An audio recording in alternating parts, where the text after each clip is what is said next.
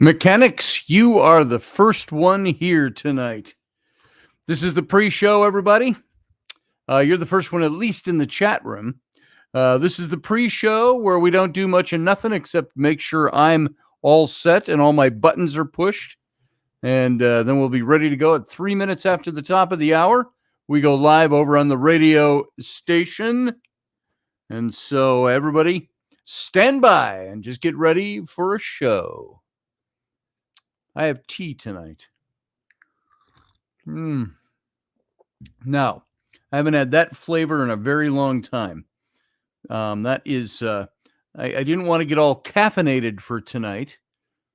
So I've got chamomile and lavender, while I had zingy, zangy, wild black orange for breakfast, or for morning anyway, with caffeine in it. This has got no caffeine.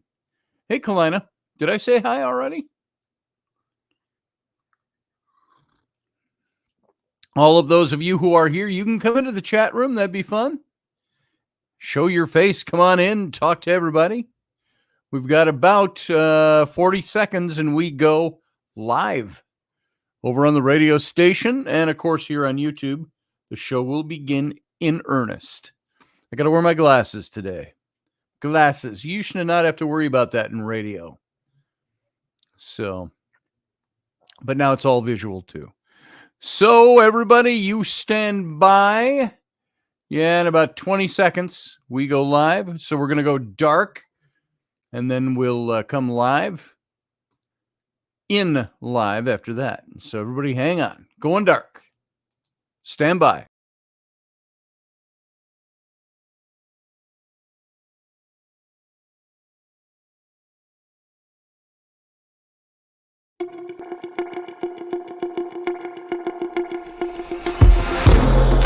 Intrepid radio program with Scotty Roberts.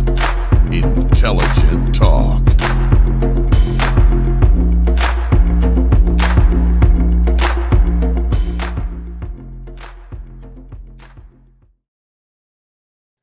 Hey, folks, welcome to the program.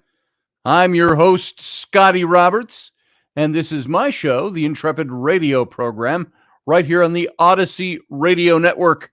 And you can come over to Odyssey Radio to hear just the audio version of this show. That is over at odysy.radio.com. And so come on over. And that's where we play on the radio station. And if you're there and you want to join us for the video simulcast, you can come on over to youtube.com/Scotty Roberts. And then you can find this show in all its video glory. So right now there's just the graphic up and little itty bitty me over to the left, depending on what kind of browser you're using. And hey, Leslie Holker, good to see you. And who else we got? We've got, Andy loves the bourbon tea you turned him on to on your Sunday morning show about a year ago. Bourbon tea. Yeah, I'm going to have to try that again. Right now, I've just got chamomile. So, and I know it sounds so dainty, delicate flower that I am, but it's the only evening tea we had. JP, how you doing? Yep, the usual suspects. We've got to expand our horizons, get more people coming in, let people know we're on. And I was just talking about that with another radio show host I know, who's been very successful in radio, Matt Locke. He and Rocky Stucci did. They were both part of the Conservative Cartel, and then they both did Glenn Beck, The Blaze. They had a show on there a few years back, and then they went to 5-0 down in Dallas. And Rocky and I did radio off and on all between that. And do you remember the days? I'm just asking the old timers here.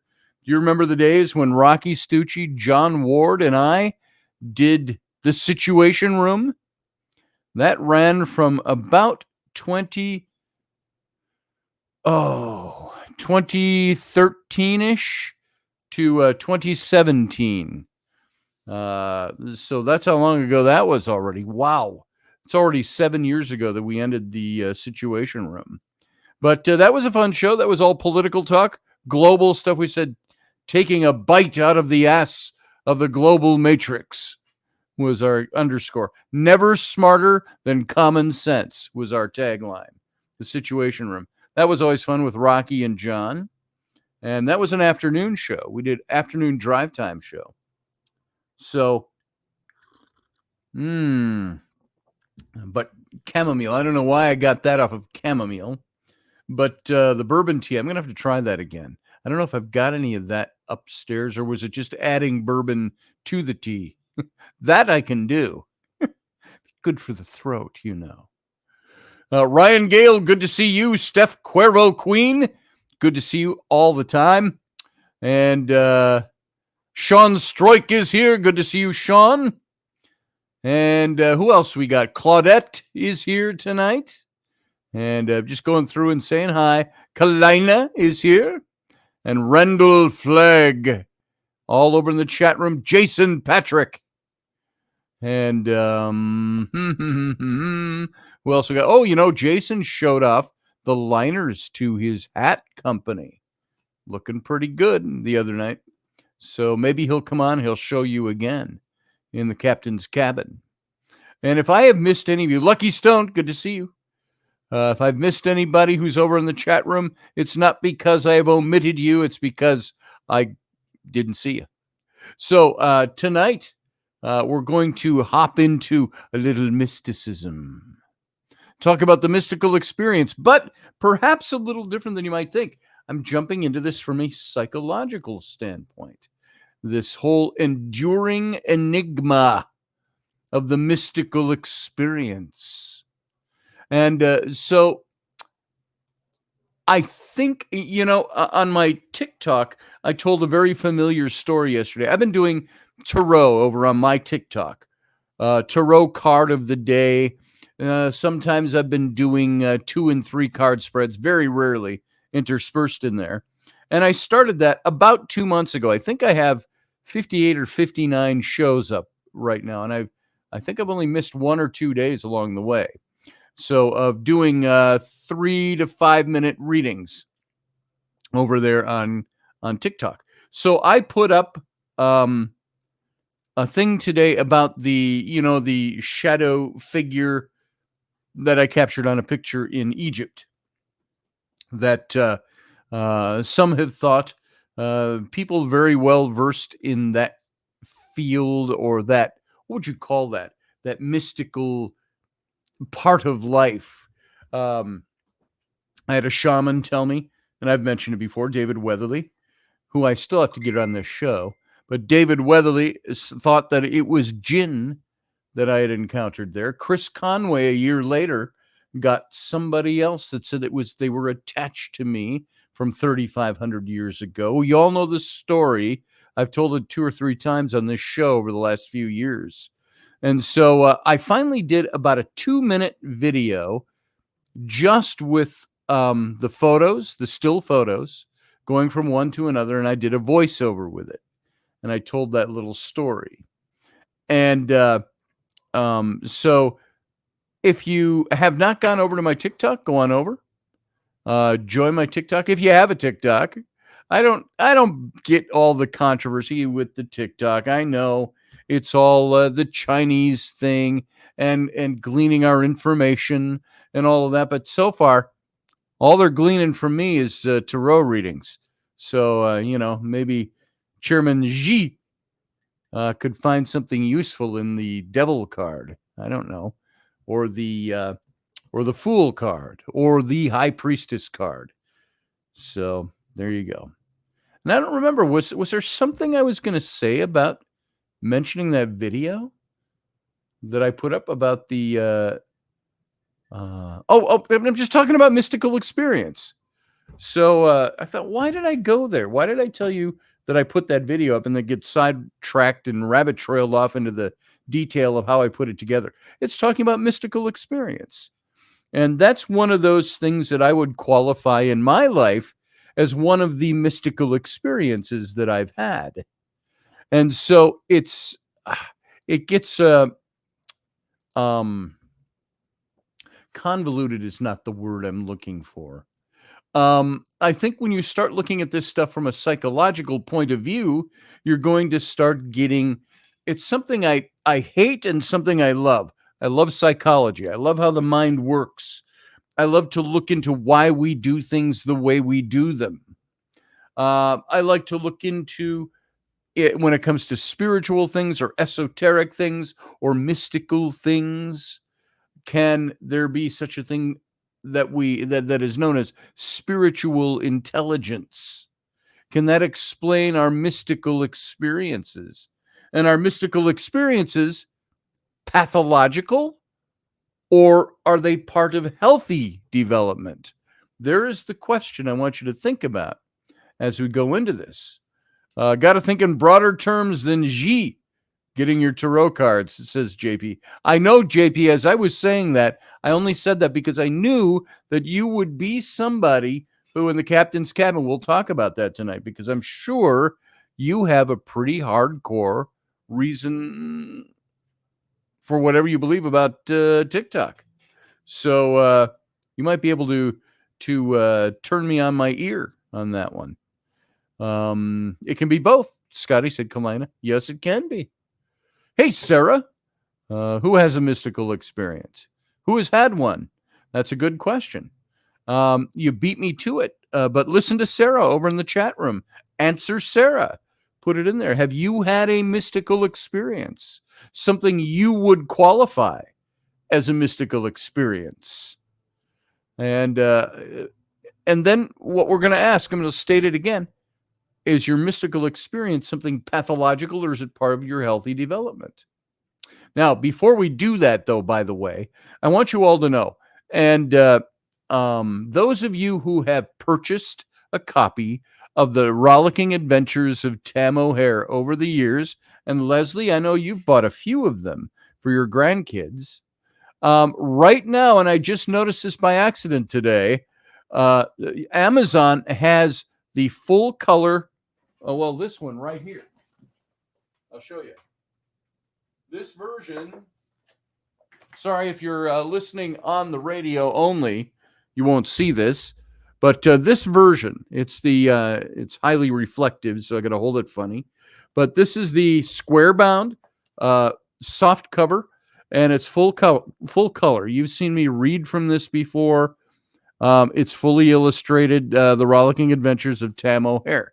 And this book costs the cover price when I first put it up a couple of years ago of $29.95. That was and on Amazon, I make a whole 30 cents per book with royalties because of the cost of producing this book. And it's not pre-printed. But they do print up a few, because right now they have deep discounted this book over on Amazon. And I think it's kind of while supplies last. And what I did was, over on my Facebook, I posted a picture just showing pencil to final illustration, color painting. And then I put the link for the book. And then I just happened to see they're selling this book, which is cover price at $29.95, and which I sell here in my studio for a few bucks less than that. So I've only got a few over there. But $7.80 you can get this. Thank you, Leslie. She says she has 2 copies, and you've got the black and white and then the color version. Yeah. The black and white was the way the publisher, Morgan James, first picked this book up. This was my first ever published book. Came out in 2008. And it came out, all these color illustrations. The cover was not even color. Oh, yeah, it was. The cover was color. And it was red, primarily red in the background with this same illustration. But all the illustrations on the inside of the book, all these color illustrations, were all done in black and white, because they didn't want to put that expense into printing the book. So that was the first version. There's Captain Tam. There's Tam O'Hare right there in the book. But these are all black and white or grayscale illustrations from and a little smaller book. in size from Morgan James. And then I bought up the rights to do the color version and re-released it this way. Also, that black and white version, Leslie, you probably noticed it. The black and white version has lots of typographical errors. So it was not edited well. And there's one chapter that ends with, I think it's Leslie, and if anybody who's read it, if you recognize the characters, the raccoon first mate, McCrick. It says at the end, in the text of the book, it says, McCrick looked down at the deck and shook his head. And that's the end of the chapter. He's responding to something Tam said. And in the black and white version, it says, McCrick looked down at the deck and shook his blank. No last word, no punctuation. So there's a couple of things like that in that book that drive me insane that those exist. And then they did a hardcover of the book that they didn't print on the hardcover. They did do a dust jacket, though. So if you wanted to pick up one of the hardcovers, I saw that those are selling for $18.95, and it's got the full color wraparound dust jacket on it. So anyway, big advertisement there for Tam O'Hare. If you want to get one right now, I'd go, if you want one of these, I'd go right now and get it from Amazon. It's going to cost you $7.80 while they've got them available at that price. And if that price isn't there, it means they've already sold out of them. But then you could get the hardcover, which is, if you think of it this way, it's a collector's item. It's a first edition hardcover, and it's in black and white. It's got mistakes in it, but it's got that beautiful wraparound full color dust jacket. So I might have to get one of those myself because I don't have one. I had one and it disappeared. Or no, it got water damaged over the years in a little basement flooding we had years ago. So anyway, all that aside, that's that. And you can go, I actually had a link here where you can copy this, and I'll paste it over here in the chat room. Boom. All right, that's the website, the official website for Tam O'Hare. And when you are there, just click on the main image, and it's got a link that'll take you right to Amazon. So it'll say in yellow text, click here or something like that. So there, that's all. I spread that out for quite a while, but let's move on. Let's get into the meat of tonight's show, because I think you're going to enjoy this. And I hope you will enjoy this. And I hope you'll think about this stuff and think about the questions I've asked. I am going to I've got somebody asking me, so I'm going to paste this over to a private message that came in. Let's see. Let me just put the link in for them. All right. So let's talk about this now. Let's talk about mystical experience. And have you had, you were challenged already by Sarah over in the chat room to maybe enlist your mystical experiences if you've got any. And we'll talk about those in the captain's cabin tonight, the after show. And by the way, those of you listening via the radio station, when this show goes off air over at Odyssey Radio, come on over to my YouTube channel. It's youtube.com/Scotty Roberts, and you can join the chat room and watch the next hour-ish for the follow-up show, the after show, the Captain's Cabin, and where we get some good conversation going over there. Roy Palvido, how you doing, sir? Good to see you. Just entered the chat room. All right, so mystical experience. Is it pathological? Or is it a healthy development? That's the question we're going to kind of focus on. And there was this recent study by Bettina and Martinson in 2021 that argued that mystical experience is a spiritual phenomenon associated with mental health rather than something pathological associated with mental illness, because it correlates with a measure of spiritual intelligence. Now, something you're going to find, most of your psychologists, your scientists, your critical thinkers of that nature, those who study the mind, they will take something like mystical experience, spiritual experience, and they will chalk that all up to social mores, social values, traditions, psychological experiences, psychological trauma, all these different kinds of things to explain away mystical experience. And that's why I said on my TikTok, I put that video up that I've told you that story. That's only one of many experiences that I've had that are not invented. They're not fabricated in any way. They're not a product of my psychological pathology. They are part of something that I've experienced. So this argument seems tautological because spiritual intelligence involves belief in spiritual phenomena associated with having a mystical experience. Tautological, by the way, not rhetorical. What's the word I'm looking for? Redundant. It just means redundant. The argument's a bit redundant. Spiritual intelligence involves belief in a spiritual phenomenon. And additionally, the study that found that both mystical experience and spiritual intelligence were related to magical thinking, indicating that the former may be associated with irrationality. Now, do you think that magical thinking is irrational? This is something that many people in psychology, I'm not talking about parapsychology, that's different. I'm talking about psychological field. They will look at these things as irrational, as pathological.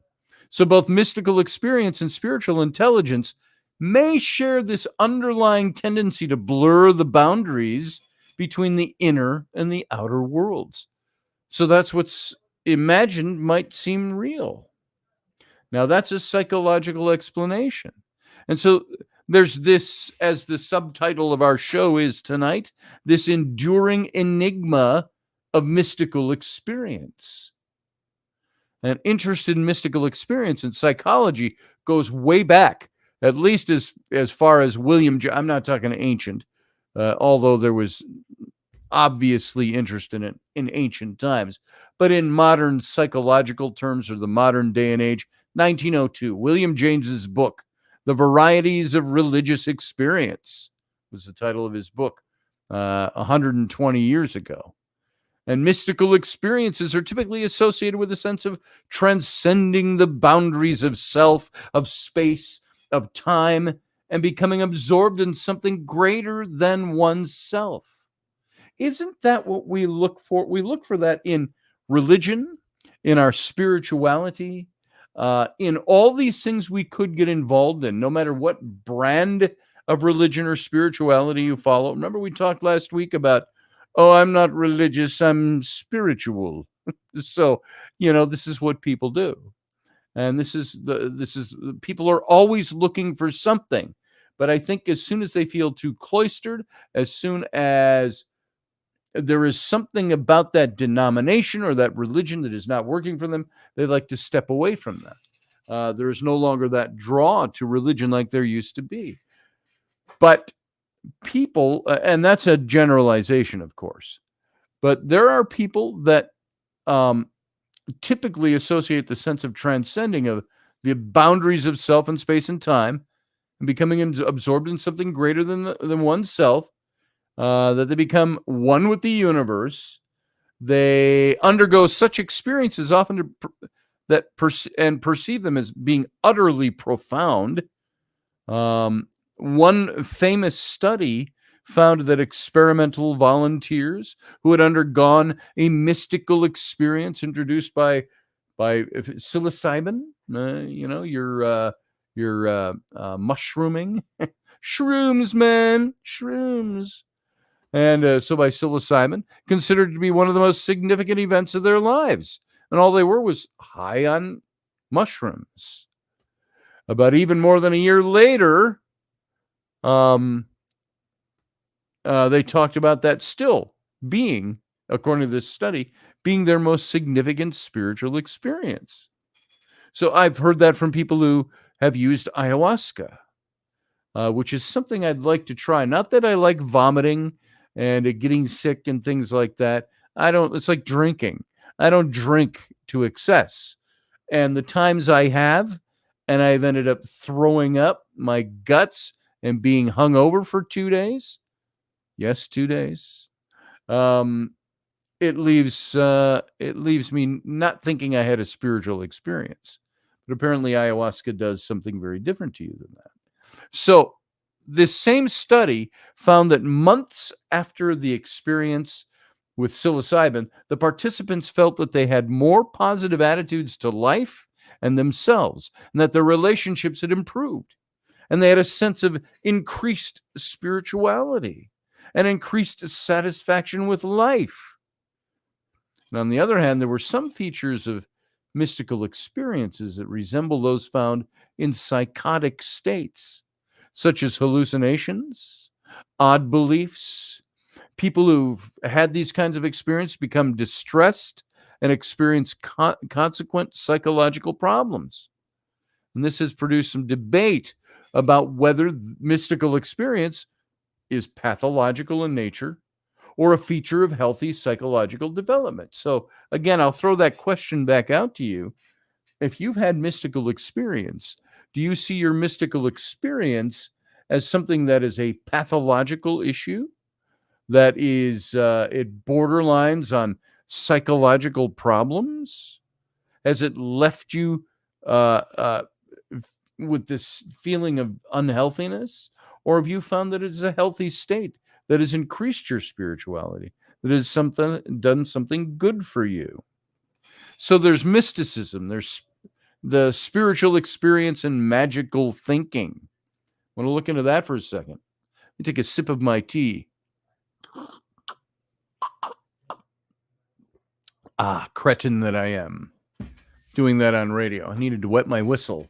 So a recent study involving 299 Latvian women. Wait, that's Greek, not Latvian. Never mind. Attempted to clarify this issue by examining the relationships between mystical experience and a measure of spiritual intelligence. And we've discussed this before. I think we've even brought up the issue of spiritual intelligence here before. But they look at spiritual intelligence as a purported marker of psychological health, as well as with measures of psychopathology, including I can't even say this. Schizophrenic, I can say, but schizopathy,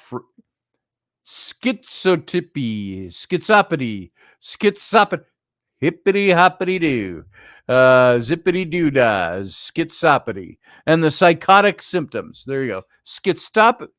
I can't even say it. Schizotypy. Tippy is the endotypy, or schizotypy, schizopathy, schizotypy. Okay, you got it. You know where I'm going with that. The schiz word, the schizo. It refers to the tendencies that resemble those found in people with schizophrenia, and although in a more attenuated form.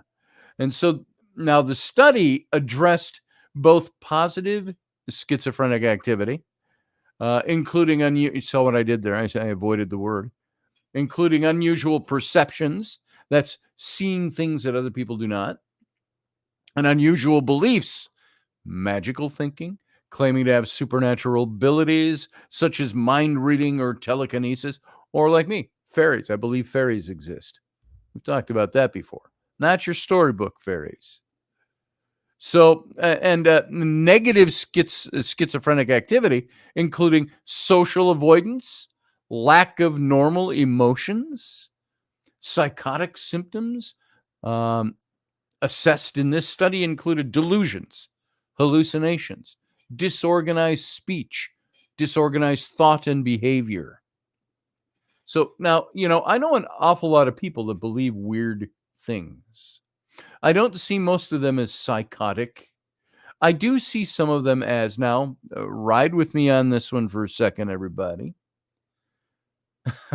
I might be pointing a finger at myself when I say this, but I look at people who believe weird things or are into weird hobbies like Furbies, dressing up as fur people, or people that are way into gaming and way into Star Trek and role playing games, things like that.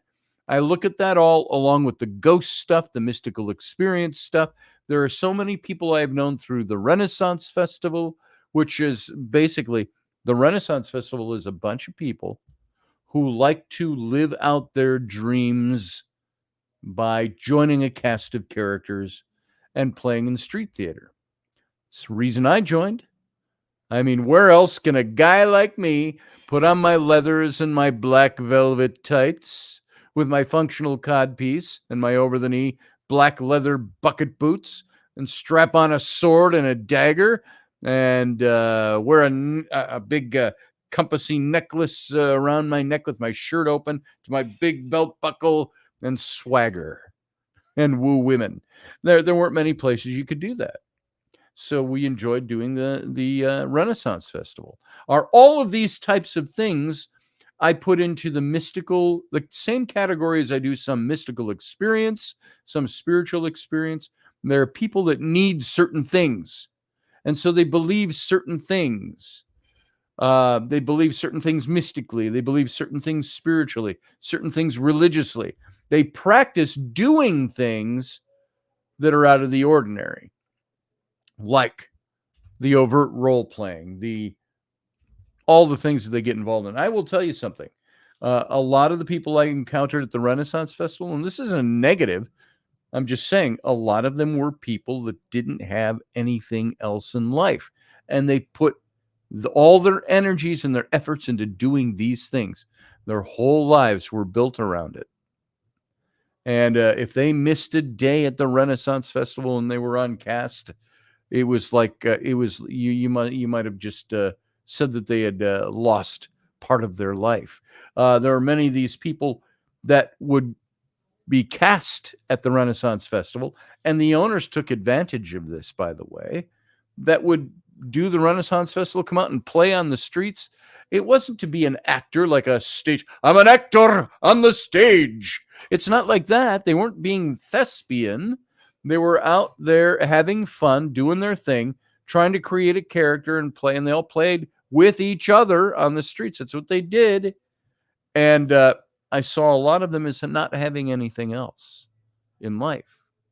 There was somebody that once said to me, festies.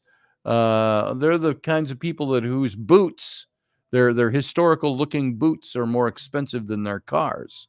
That's pretty much it. So all of this stuff I put together in things that people do, believe in, and act that might have a certain, we might think a certain pathology to it. So let's move on from that. I've really killed that point trying to make the point.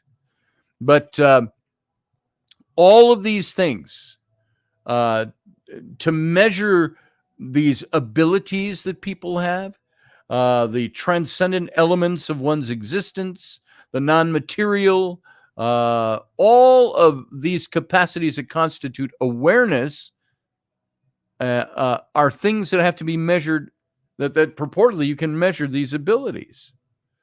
And the study used a scale with 3 dimensions: critical existence thinking, that is, ability to critically contemplate the nature of existence, personal meaning production, the ability to construct personal meaning and purpose to everything, and transcendental awareness.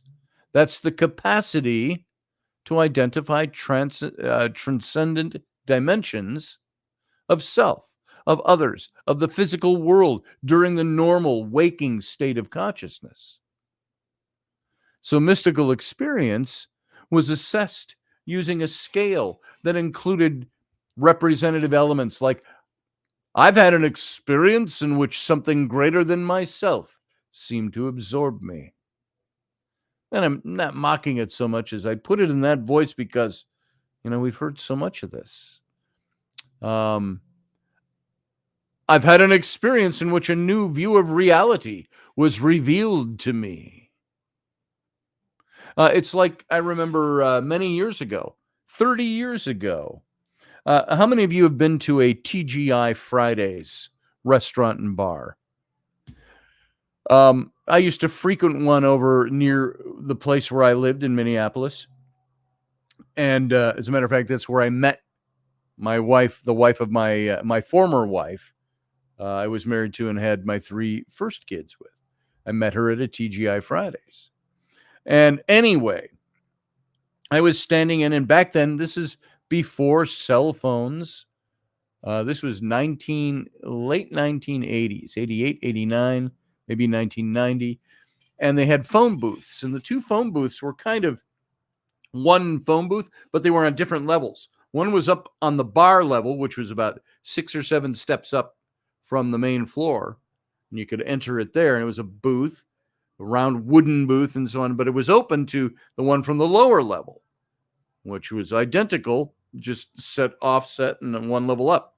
And so I'm in there on the phone, on a payphone, dialing somebody, and there's some guy down below in that phone booth, and he is going off on someone.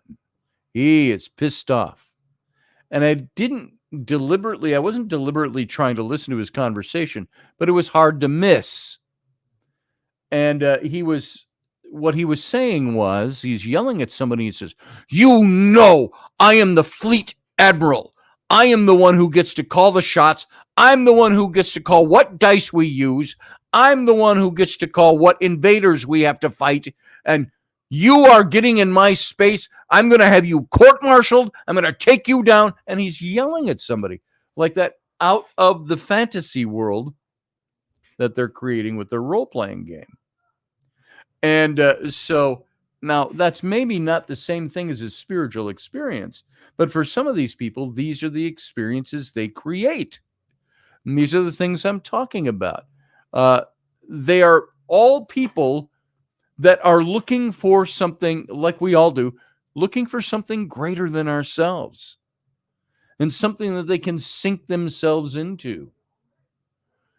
They sink themselves into the role playing or whatever it might be, or a spirituality. And I have found that they really are tantamount to the same thing psychologically within us. It's where we put our energies, where we put our intentions. And they develop these new experiences that give them a whole new view of reality that's revealed to them. So in the result, there were quite large positive correlations in this study between the measure of the mystical experience and that of the spiritual intelligence and its 3 component dimensions. And additionally, mystical experience had moderate positive correlations with measures of positive schizophrenic behavior, particularly unusual beliefs and perceptions, and with psychotic symptoms. Isn't that a little scary when you think about that? People who become overly religious, let's use a stereotype you see in the movies a lot. And it's an overboard stereotype, but it would be like the kind of person who says, God told me to kill those people. And he's been taking them out one by one. He's a serial killer, and they find out he's working for God. And, this is an extreme, and it's become a stereotype in movies and television and so on. But mystical experience, however, was unrelated to measures of negative schizophrenic behavior, such as social avoidance, lack of emotions. And overall, the spiritual intelligence and its dimensions had comparable results, as they had modest positive correlations with unusual beliefs, perceptions, and to a lesser extent with psychotic symptoms. So to assess which factors were most strongly related to mystical experience, the authors of that study conducted a further analysis of several variables in the same time that showed that a very large amount of variance in participants' scores on mystical experience was accounted for by spiritual intelligence, with considerably smaller contributions from unusual beliefs and perceptions, and an even smaller contribution from psychotic symptoms. So there's a real deal with spiritual experience and mystical experience. Let's dig into that for a second. Based on their results, the authors of that study concluded that mystical experience can be seen as a spiritual rather than a pathological phenomenon. And although the results show some interesting findings, I believe that this conclusion is rather tautological again, or rhetorical, or redundant, and it needs to be looked at more critically.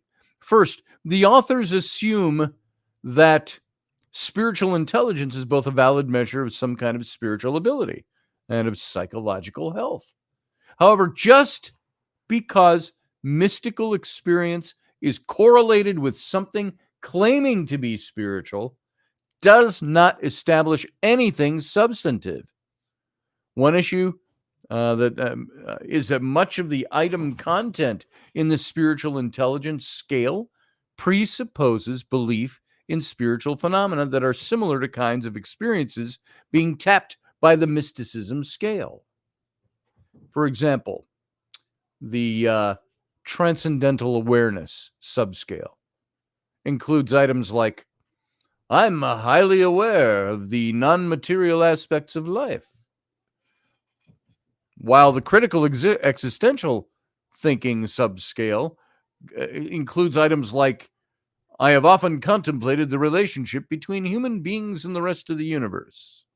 So now compare these items from the mysticism scale, like, I've had an experience in which a new view of reality has been revealed to me, and I have an experience in which all things seem to be conscious. Now, these items presuppose a spiritual vision of the world.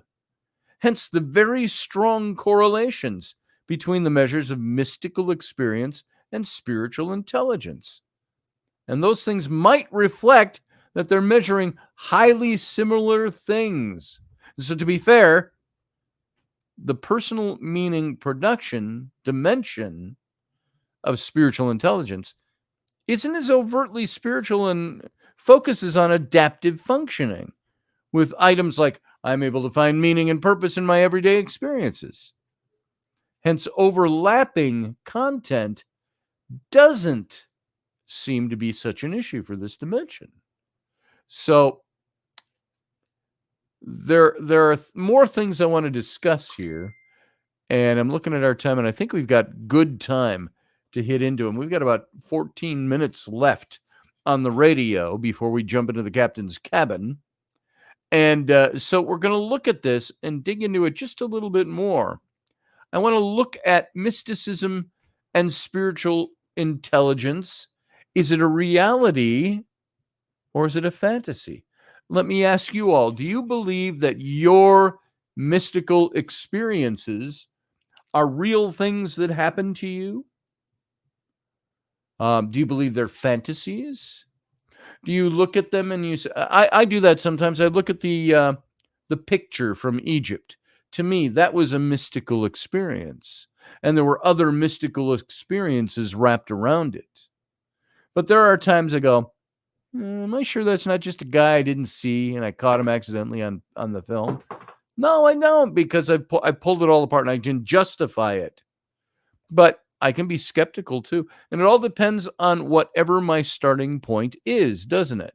If I believe in the mystical, if I believe in the fantastical, if I believe in the spiritual elements of the universe, and I believe that they actually are real and function and interact with us in daily life, versus I have a scientific skeptical mind and everything has to be explained by science, and if you can't, it doesn't exist. Therefore, it is probably just something that didn't really happen. I had people look at that picture and say, "Oh, that looks like maybe a scarf blowing in the wind or something." It's like, well, where'd the scarf from in the ruins The 3,500-year-old ruins of an Egyptian temple. Come on. Somebody lose it there and the wind's caught on the stonework? I don't think it looked like that at all. But I had a good skeptical friend, and I've mentioned this before. When I showed him pictures, I played tapes, and he didn't hear the EVPs because he didn't want to. That's going the other direction. But he said, the only reason you saw a ghost is because it's 3 a.m, you're tired, you're worn out, your brain is worn out, and you really need to see a ghost. And I've given you this example before, but I said to him, brother, I said, you've known me for many years. I said, do I come across to you as a guy who needs to see a ghost so bad that I'll make shit up in my head?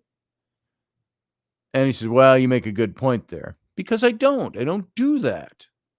I'm a fairly pragmatic sort of guy. Yeah, it looks like a figure to me too, Randall. Leslie said they were real to me, and I'm a logical person. I'm a logical person too. Hey, you don't know me, Mom? You say, dang, I missed the first hour. I'll rewatch it later. Well, you're in luck because we have an hour and 15 minutes yet to go. So the show ends officially in about 11 minutes, and then we'll move into the captain's cabin, the after show. But let's go into this. The common trait that's underlying mystical and spiritual experiences is the question: is it reality or fantasy? And claiming the mystical, here's the key points I want to cover.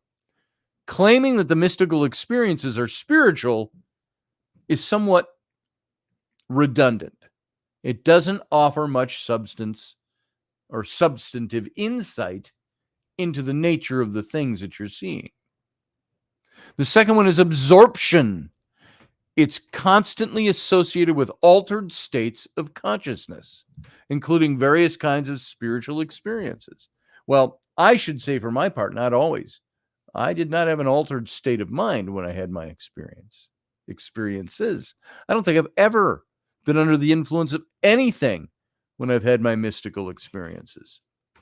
And then there's third, the spiritual intelligence part. That might represent this high capacity for absorption and an outlook that interprets ambiguous phenomena in spiritual terms. So we discussed this study a little earlier by Bettina and Martinson from 2021 that examined the links between participants' reports of mystical experiences with a measure of spiritual intelligence, as well as measures of psychopathological traits, including, there's that word again, that I can't say. It's just the arrangement of letters.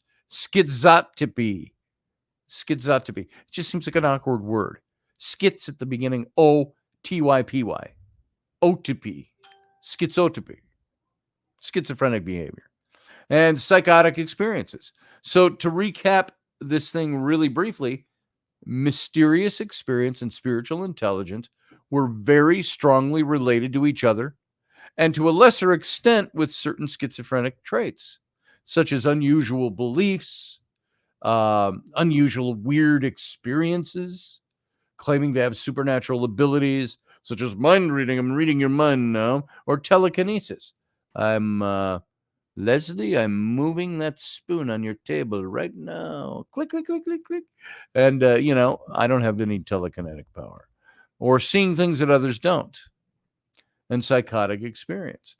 So the authors of that study argued that the results suggested that mystical experiences are spiritual in nature rather than pathological. But as we talked about already, their measures of mystical experience and spiritual intelligence had overlapping content and were likely tapping the same or similar underlying experiences. Hence, claiming that mystical experiences are spiritual is somewhat tautological. There's that word again. Redundant. And it doesn't offer much substance and insight into their nature. So let's look at mystical experience. Spiritual or pathological? What do you think? Write it down in the chat room. What do you think? Spiritual or pathological mystical experience? What do you think it is? My tea is still warmish. So, regarding whether mystical experiences are pathological, I am inclined to agree with the authors of that study that such phenomena are likely to be relatively benign.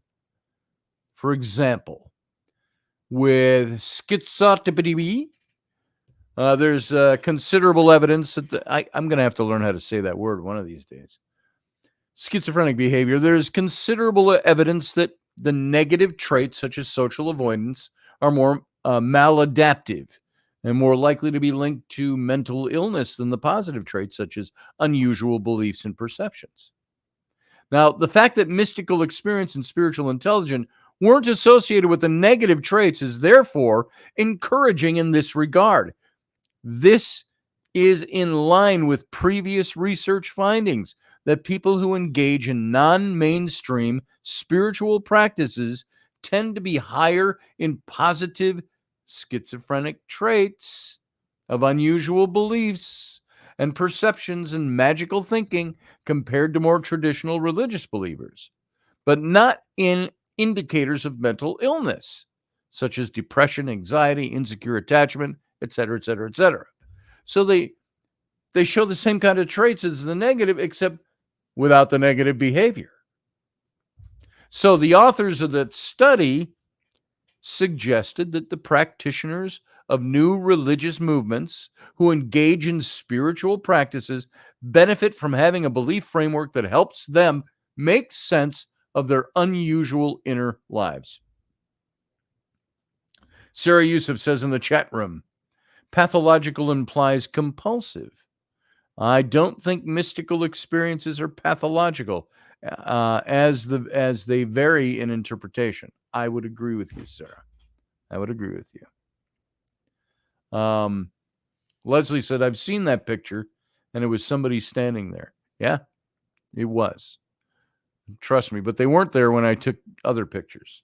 So now the fact that mystical experience was positively correlated with psychotic symptoms in the study deserves further clarification, as the measure used in the study grouped together somewhat disparate symptoms, including delusions, hallucinations, disorganized speech, thought, or behavior. The authors correctly note past research that shows that some of the phenomena, like auditory hallucinations, may be relatively common, and more than 10% in people who are not mentally ill and may not cause problems. However, disorganized speech and thought or behavior might be more likely to be maladaptive. So further research should attempt to clarify what kind of psychotic symptoms tend to be related to mystical experience to resolve whether they could be considered pathological. And this isn't a new recognition of the mystical experience. Keep in mind, and we mentioned this last week, in ancient times, those who were madmen or insane were held to a higher position. They were treated with honor because they could see the future, or they were predicting, or they were so off the scale that their insanity proved that they were spiritual beings who were in touch with something, and they were just in touch in a very different way because they were tainted in the head. They were in touch with other things. So, that right there is kind of, it's, you think about that in ancient times. Do they treat, prophetic, said Sarah, exactly. That's interesting to me. They don't treat insane people that way nowadays, but they would come across that way. They would display those somebody who may have been really in touch with something on the other side, mystical experience, came across as being tainted. You can see it's like the biblical verses of Moses having seen God and talked to God, and he came down and his face was shining His hair was white and all of that. And was that metaphoric or was it literal? It said they had to put a veil over his face so that he wouldn't shine in front of the people. I think that there are people who come across that way. They're shining. Look what happened to Jesus. Exactly. Thank you, Leslie, for that $25 super chat. I appreciate that. You can all do the same thing if you'd like. Thank you, Leslie. I appreciate it. We've only got a couple of minutes left, about a minute and a half left on the radio to get through any of this. But I wanted to look at the trait of psychological absorption, and we're not going to get to it. Absorption represents an individual's tendency to become deeply engrossed in sensory or imaginative experiences. Now, I'm deeply engrossed in the stuff I believe.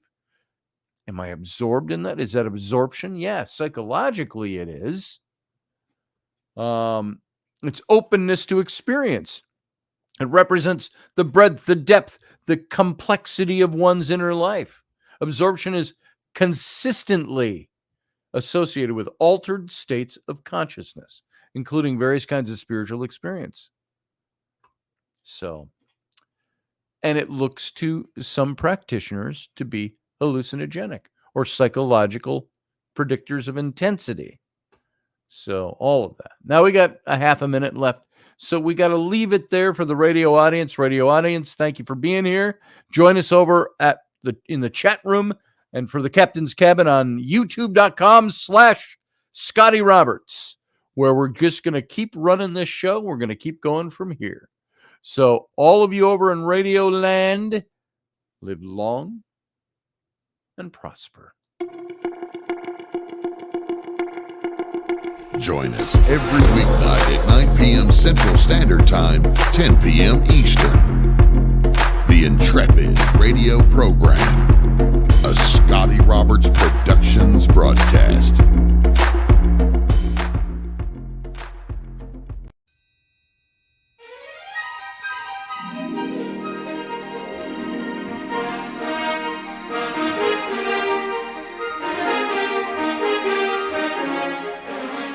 Hey folks, this is Scotty Roberts, and this is the Intrepid radio broadcast.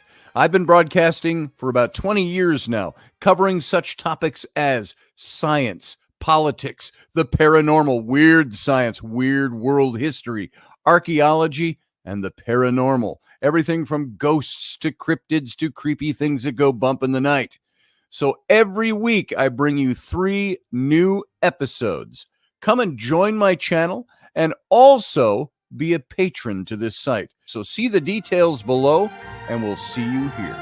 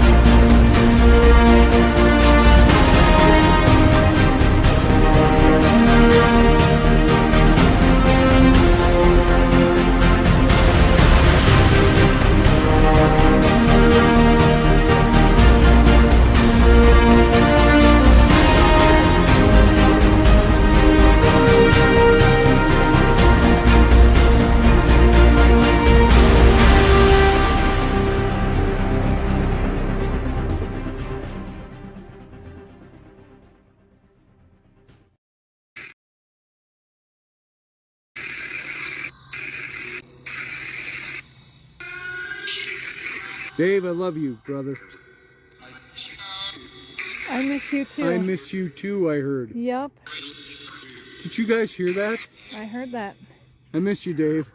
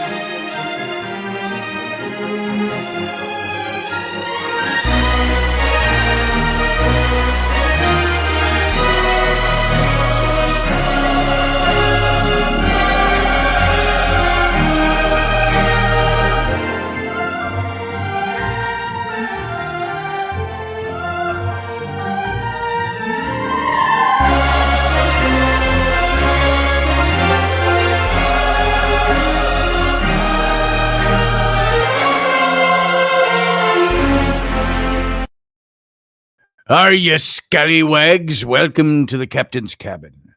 What was that old ad? Oh, no, you guys wouldn't know. It wouldn't have been a nationwide ad. It was local for the Science Museum in Minnesota, here in St. Paul. And they had a pirate exhibit a few years ago. And when my kids were younger, and they used to love the lines. I'd always use the lines from this, putting them to bed. Oh, you scallywag. Arr. Or it was... what are you doing down there, you old sea dog? Arr. And so we do it with the kids. You can see me now? Could you not see me before? I think. Yeah, we had the middle matter going through. Kalina, are you talking to me that you can see me? Yeah, I turned everything on. So smoke them if you got them, said Elderberry. You don't know me, Mom says. Hey, Scotty, are you up in mound builder country? Yes. If so, have you ever done spirit box or anything around any of those sites? Not on the mounds, I haven't. There is the Mound Park in St. Paul, which is sadly was so decimated. There's 2 mounds left, 2 or 3, I think, and they're all empty. They've got fences around them as landmarks now. There were mounds up on the cliffs above the Mississippi River, coming through St. Paul. And so you can go up there and see them. There are other places, though, around to see the mounds. We did go to an old story, but mystical experience, I think. Rocky Stucci, Sarah Soderlin was with me. We went back, and Rainey came with the 3 of us as well. But we went to Fort Snelling in Minneapolis, which is above the confluence of the Mississippi and the Minnesota River, I believe it is. Wow. Why am I getting confused on my geography, my local geography? Anyway. Oh, I was teeny tiny. Thank you, Steph. That's not words a man wants to hear, but I know what you meant. So on the confluence of those 2 rivers, Fort Snelling sits up on the cliffs above that. And it's been there since the very early 1800s. I think before that, in the 1700s even, it was a small outpost. But it was a working fort up all the way through World War II, where troops mustered and they sent them out. And it might have been the Korean War even. And so Fort Snelling, very interesting place. Kalina, yeah, I've told this story before, and so I won't get into it in great detail. But Fort Snelling had, after the Dakota War, which took place in 1862 here in Minnesota, they had 1,500 Native Americans that were part of the Dakota tribe that were held there, interred there. They built down below the bluff on the river flats. They built a stockade, and there's even photographs of it where there are tents or teepees that are pitched all throughout. They've got it from up above from the fort. Somebody took a photograph of that, 160 years ago that happened. And doesn't seem like that long ago, but right during the Civil War period is when that took place. And so you can sit there, and you can see all the teepees in this photo down on the river. But during that winter, there were over 300 Native American men, women, and children that died from deprivation, starvation, some of them, the elements, of course. And during the summer, there was dysentery. There was, because you're down on the river flats, it's mosquito infested, and so on. Well, the site, there's placards around. It's now nature paths that are paved, and you can go walking through that whole area in the woods down there, down below the fort. And they got little placards around saying, this was the site of the internment camp, which was really nothing more than a concentration camp. And but it's as you're entering the area that the sign is there. There's nothing marked off saying this is where that site was. So as we walked through, we found like old foundations from buildings that were there. From what we had read, down below the bluffs there were storerooms and things like that. And we thought this has got to be a likely area where they had this stockade down here. And so we're broad daylight. It's 2:30 in the afternoon, and we set up Spirit Box, and we recorded EVPs, and we got all kinds of voices coming through from down there. We asked, "Is this the site where this internment camp was?" And yes, it was. And we were getting positive. We were getting women crying, women talking, men talking, very deep, gruff voices, rough, and children crying, and thank you for delivering my tea. You put honey in that? Thank you. I got a new cup of tea. I burned myself. You burned yourself on the hot water? Yeah. Uh-oh. No, there she is. There's Ellery. My finger touched right there. Oh, yeah. And I taped your tea. It's taped on the bottom. It's bottom. taped on the bottom? Yes. How long's that been in there? Well, tea looks dark, so. I taped it, and then I put the water in. Okay, that's fine. I'll let it go for a couple of more minutes. So everybody say hi to Ellery. So anyway, while we're at this site, we couldn't understand a lot of it, and we had assumed that it was Lakota or Dakota language that we were hearing, and every now and then we got a little bit of English, and it was very sad, the whole thing. And I remember saying, "Thank you, Chuck. That's my youngest, my 9-year-old." So at the very end, when we were getting ready to be done, I remember saying, "Is there anything that you'd like us to take back with us? What would you like us to tell people?" And that gruff man's voice came up, and in English, and it said, "Remember us." Those 2 words. Remember us. That was really profound. I had a big emotional experience for those of us who were there. Rocky and Sarah and me. And so those are the kinds of mystical experiences. There's one right here in Fort Snelling. So while we don't have the mounds as nearby as I would like, although we have the Mounds Park where there were something like 120 of them, and there's only 3 left now.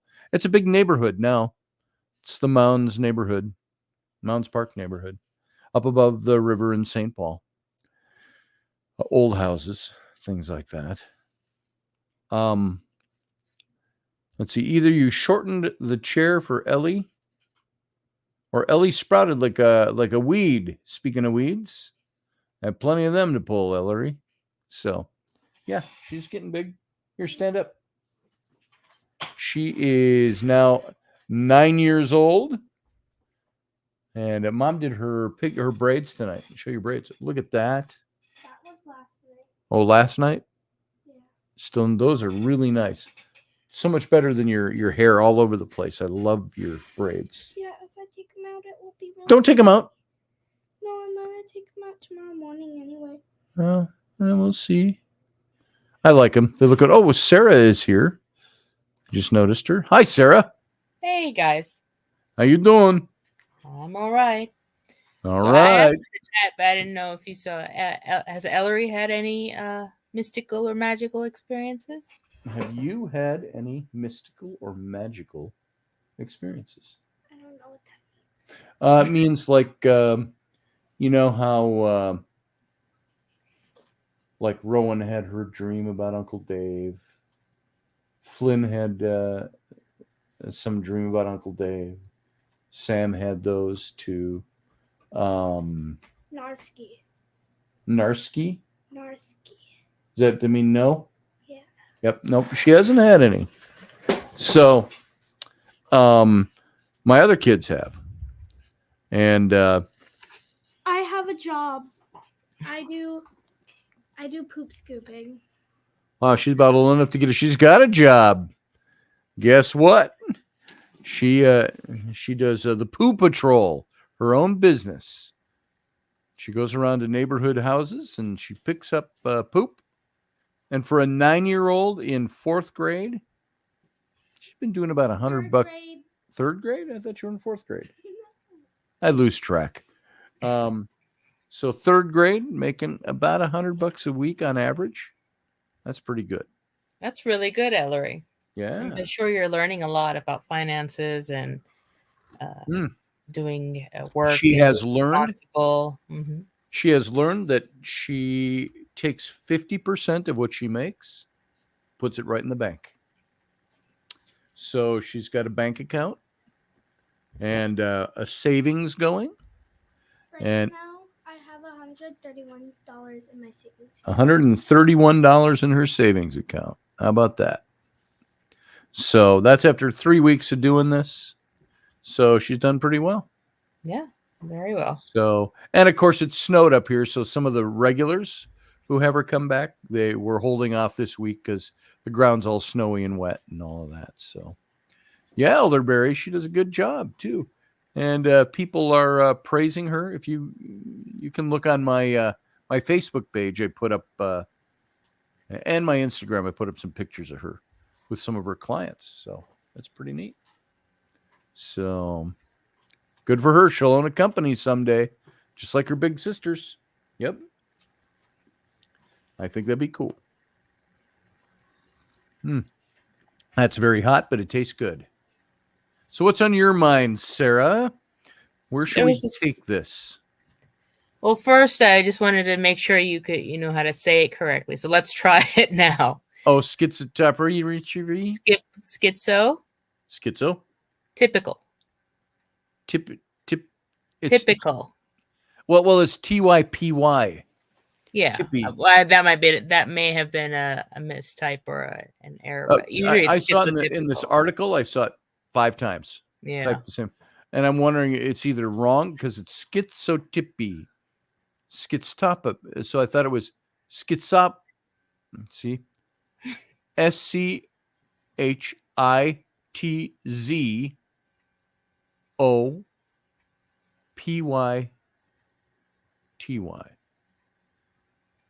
So Zopti. I'm not familiar with that. Doesn't make when I sense learned about it, it was schizotypical, and I thought it was a manufactured word. Yeah, schizoaffective and schizotypical. But there it is. So I just want to say hi to Adelina. I don't know if you're watching the show, if you tuned in, but I sent her the link earlier. We are now, for those of you who don't know and aren't familiar with this show, this is the Captain's Cabin. This is the after show to the radio show. This is where we get a little more casual and people call in, like Sarah here. And my daughter comes in. She's usually in bed this time because it's school night, but we're on spring break. So she just reminded me again. We're on spring break. $100. Oh, no, I don't. Yes. You know what the rule is? If you tell your daddy owes you $100, you owe me $2. It's the rules I know. Hey, Amanda. Amanda is here from Australia. Crikey. So this whole thing of, I know a lot of what this study tried to do, and some of the people critiquing the study, they look at this mysticism and spiritual experience, and their presupposition or their starting point is one of saying, well, this is all psychological. It's all in the mind, and it's either pathological or it is or it's schizophrenic. Well, I mean, there's definitely bias, which you have to be careful when you look at different studies because Right. with whatever data interpretation that you get, they're going to interpret it through that bias, which sort of Right. plays into the whole idea of a mystical experience because it's a matter of perspective, and you're basing it out of whatever psychological concepts that you build your perspective out of. So if someone looks at it something very biblically, they'll attribute it to they'll attribute it to within that framework. So is it because of angels? Is it because of God? Is it because of whatever it is? And then the types of mystical experiences that are out there are just so varied. It's almost difficult to just categorize because you have people who have visions, people who hear things, people who see things. I mean, it runs the whole gamut. It's basically, at least from a psychological point of view, if you're confronted with the unknown and then your brain tries to, sort it. Yeah, understand what's going on, what's the data. Do we see shadow people? Is that a sort of mystical phenomenon? We're trying to interpret something that's completely foreign to us, because usually, even if something we don't know about it, we try to relate it to things that are close to it. Yes. That we do have that, and then extrapolate from there. But if you don't have that extrapolation point, then what do you call it? It could be called a mystical experience. And again, that's depending on your interpretation and perspective on things. Right. So Elderberry says, he says, I don't need no psycho view. Well, everything we do is psychological. Whoa, hang on there. Careful on that chair. Okay, I need your hand. So, you're drawing on my hand. Yes. Okay. Psychology affects mentality. It affects mood. Yes. And all that is tied in together. And if you're in a bad mood, you'll have an event, and you may interpret it more negatively if you're in a bad mood, or positively if you're in a great mood. Mm-hmm. But I don't happen to think that my mystical experiences or my spirituality is linked to a psychological episode of some kind, or that my psychology makes me my psyche makes me into the kind of person that creates those kinds of things. What are you writing on my hand that you're having to show people now? I am doing a show here still. It says, I, Scotty, heart Taylor Swift. I heart what? Taylor Swift. I heart Taylor Swift. There you go. Yeah. There it is. Well, she likes me and she keeps calling. I keep telling her I'm married. So, what do I do? Gotta marry her.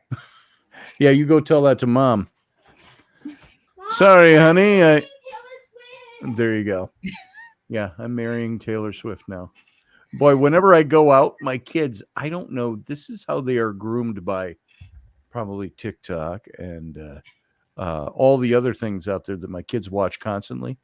But I'll go out somewhere and Raina go, where are you going? They'll go, Mom, he's going to see his girlfriend, his other girlfriend. Here's your new wife. Oh, there she is. Thank you. Okay. This is turning into the Ellery show. There it is. Here's my new wife, folks. Yeah, it's my show now. There you go. She's going to take over. So, yeah, they're already tuned into that stuff. Oh, he's going to see his girlfriend, Mom. So, I go, yeah, I am. Sorry. So you've seen. Hold on. I'm squinting, and I got my glasses right here in my hand. So hey, Dave, how you doing, Dave Avarino? Have you seen an actual djinn in person? I think I have, Dave, but I can't qualify that. You've seen the pictures. I've put up the pictures before, and of something that I captured on. It wasn't film; it was digital. Bless you. In Egypt at Saqqara, at the stepped pyramid of Djoser, and something emerged from behind the rock or the stonework, and it was not just and now yes, okay, that's very nice. Wait, Nobody can read that on the radio, baby. it's Okay. blubber. Yeah, let's not do that while I'm talking. Don't put that in front of my face, please. All right. Protocol. Like they care. Yeah, I So don't care about that. here I want to find just for Dave and maybe anybody who hasn't seen it, I'll find the picture and put it up while I'm talking about it. But these are photos, and did I see a djinn? I don't know. I don't know for sure. I do know that a shaman friend of mine who saw the picture and somebody else that you're familiar with, Sarah Soderlund, thought it may very well be djinn. Dave maybe has a little more experience with that stuff than she does. I don't know for sure, but he believed it was. There was a psychic medium, Chris Conway, Scottish psychic medium. You may have seen him in the British show Most Haunted when Derek Acora was taken off the show. They brought in Chris Conway for a couple of seasons. He came with us to Egypt when we ran the big trip, John Ward and I. But let me take a look. Are you tipping that chair again? Don't be disruptive back here, baby, or you're going to have to go. Okay? It's my show now. All right. Did you hear me? Thank you. All right. So he got some things there that said that something connected with me, but he felt it was different, that it was a different spirit than a djinn. But that the black figure, when he saw the picture, he didn't think that had anything to do. He's almost said right away that I don't think that has anything to do with what he felt and what he saw. So that's interesting too. So let me see if I can find this and I'll put it up. I don't know. What do you think, Sarah? What do I think about what? About all this? How do we gauge what we're seeing? How do we know, or will we ever really know when we have experiences like that? Are we going to know what we're seeing? Are we going to know if it's because like right now, what I see, was it reality? Was it fantasy? Was it reality, or was it like when we're looking at pictures, reality or pareidolia? Was it my mind playing tricks on me? Was it psychological versus et cetera, et cetera, et cetera?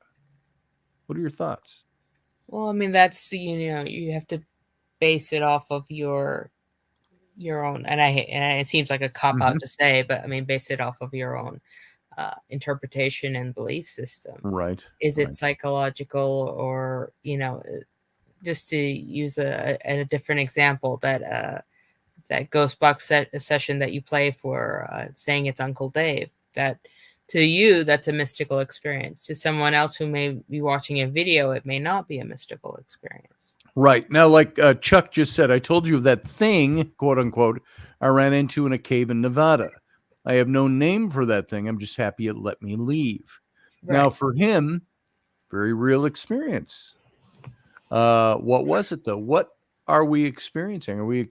See, I happen to believe that obviously there's more to this life in this universe than physical, tangible, what we can see and feel. Right.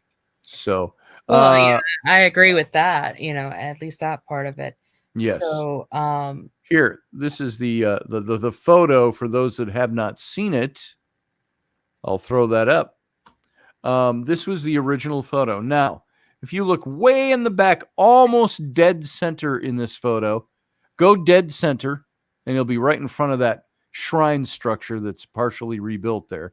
Move to the left a little bit, you'll see a long stone with kind of it looks like a white cap, lighter colored cap along the top of it. I was sitting there, and I was having a smoke. It was John Ward and I were there, and there was nobody else here other than the guardians, the Egyptian guardians, and they all wear the galabeas, and you've seen them. Man will wear his typical clothing underneath them, pair of pants, shoes, but this long robe. It's like a long shirt almost. Think of a long nightshirt that drops all the way to your ankles. That's what these galabeas look like, and they're long sleeved, and they're usually in color. They're white, off-white, light gray, blue. Sometimes they wear black ones. And I don't know if I've seen brown, but usually you see them of a lighter color. But they do have black ones. And so those are the only other people on the site, the guardians. They were villagers who lived nearby that are paid by the government to come in, and they have a job for life. They're guardians of these sites to protect them. So I was sitting on that stone back there. John was poking around in the ruins. He was wearing a kind of a tan to greenish olive drabby kind of colors with a slight plaid line work in it, suit coat with a cravat, a red cravat, and his fedora. And he's just poking around the ruins. He's got an umbrella over his arm. British, you know. And so while I was sitting there, I had that what I can only classify as a vision. And I've told this story so many times. I don't want to bore anybody, but for those who haven't heard it, that's what happened. I saw walking down that lane. You can see there's kind of two lanes on both sides of all the little bits of stone that they have out in the middle of this courtyard. And it's the one on the other side there that goes in front of that shrine to the back. There's a lane there. This is the Hebsed court. And just off to the left, right past this picture, literally right off the left, is the big pyramid of Djoser, the stepped pyramid. It's right there. And this is the Hebsed court alongside it. Hey, Grumpy Stack, good to see you. It's late. How come you're not in bed? So, but welcome, brother. I haven't seen you for a while. So, I had this vision. I won't go through all of that again, but it was all different. I saw things. I could smell incense. I could see torches burning. Everything was changed, and then it was gone. And so what I did was I walked from that stone way in the back there, and I walked all the way to where I am here. There's more of these rebuilt temples or shrines like the one you see in the middle of the picture on this side of the court. And I looked back to where I was sitting so I could get a broad shot of the courtyard.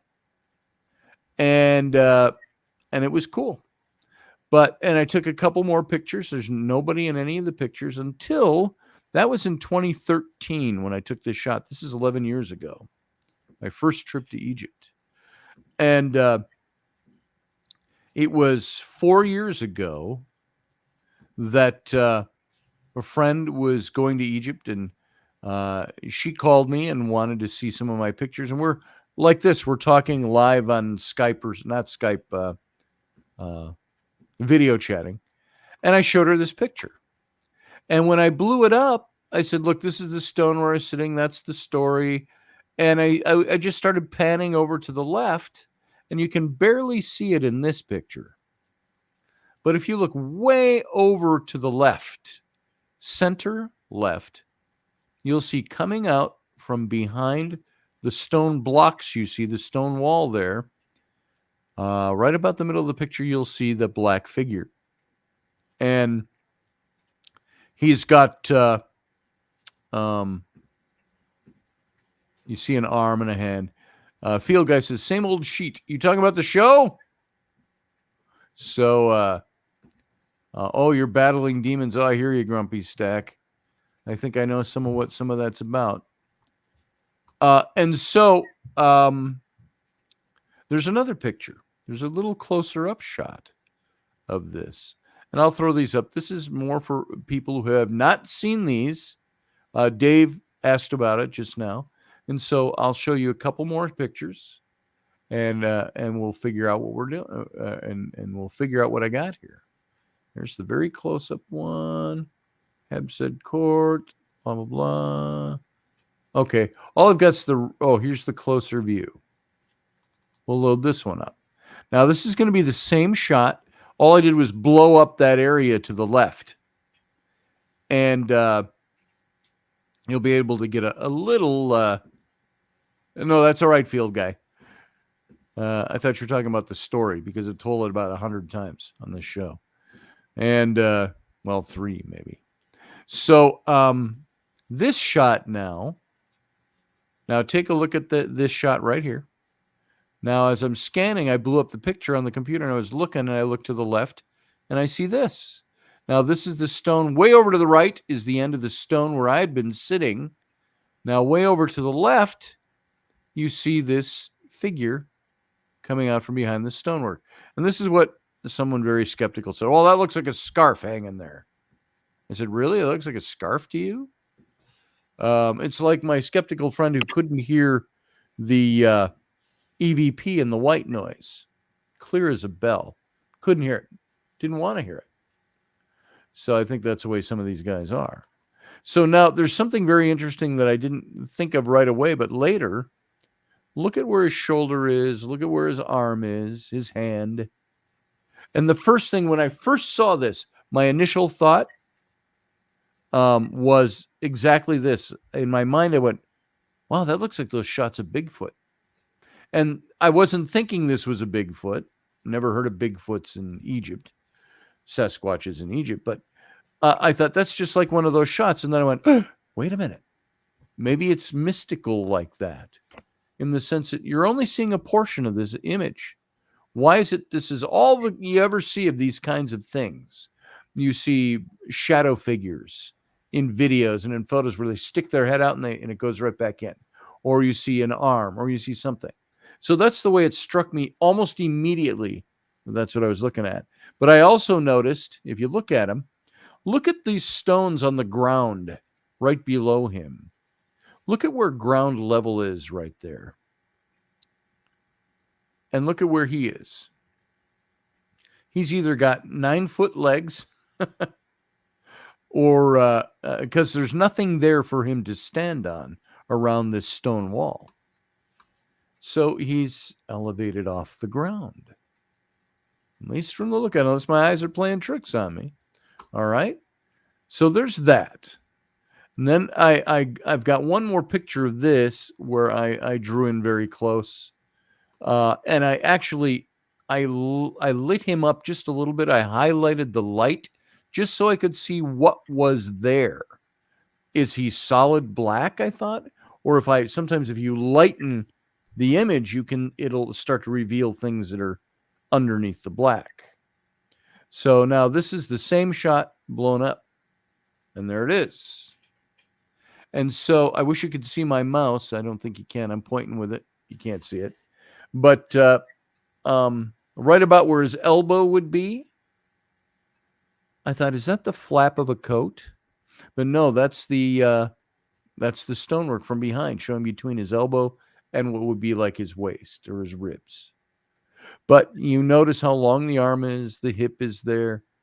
Don't know what that is. Is that like muscular pecs showing way at the top by the shoulder? Is it a piece of clothing? Don't know.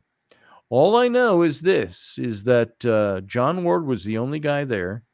He was wearing a tweed coat and a cravat, and he had an umbrella. It has a Bigfootish look, yeah.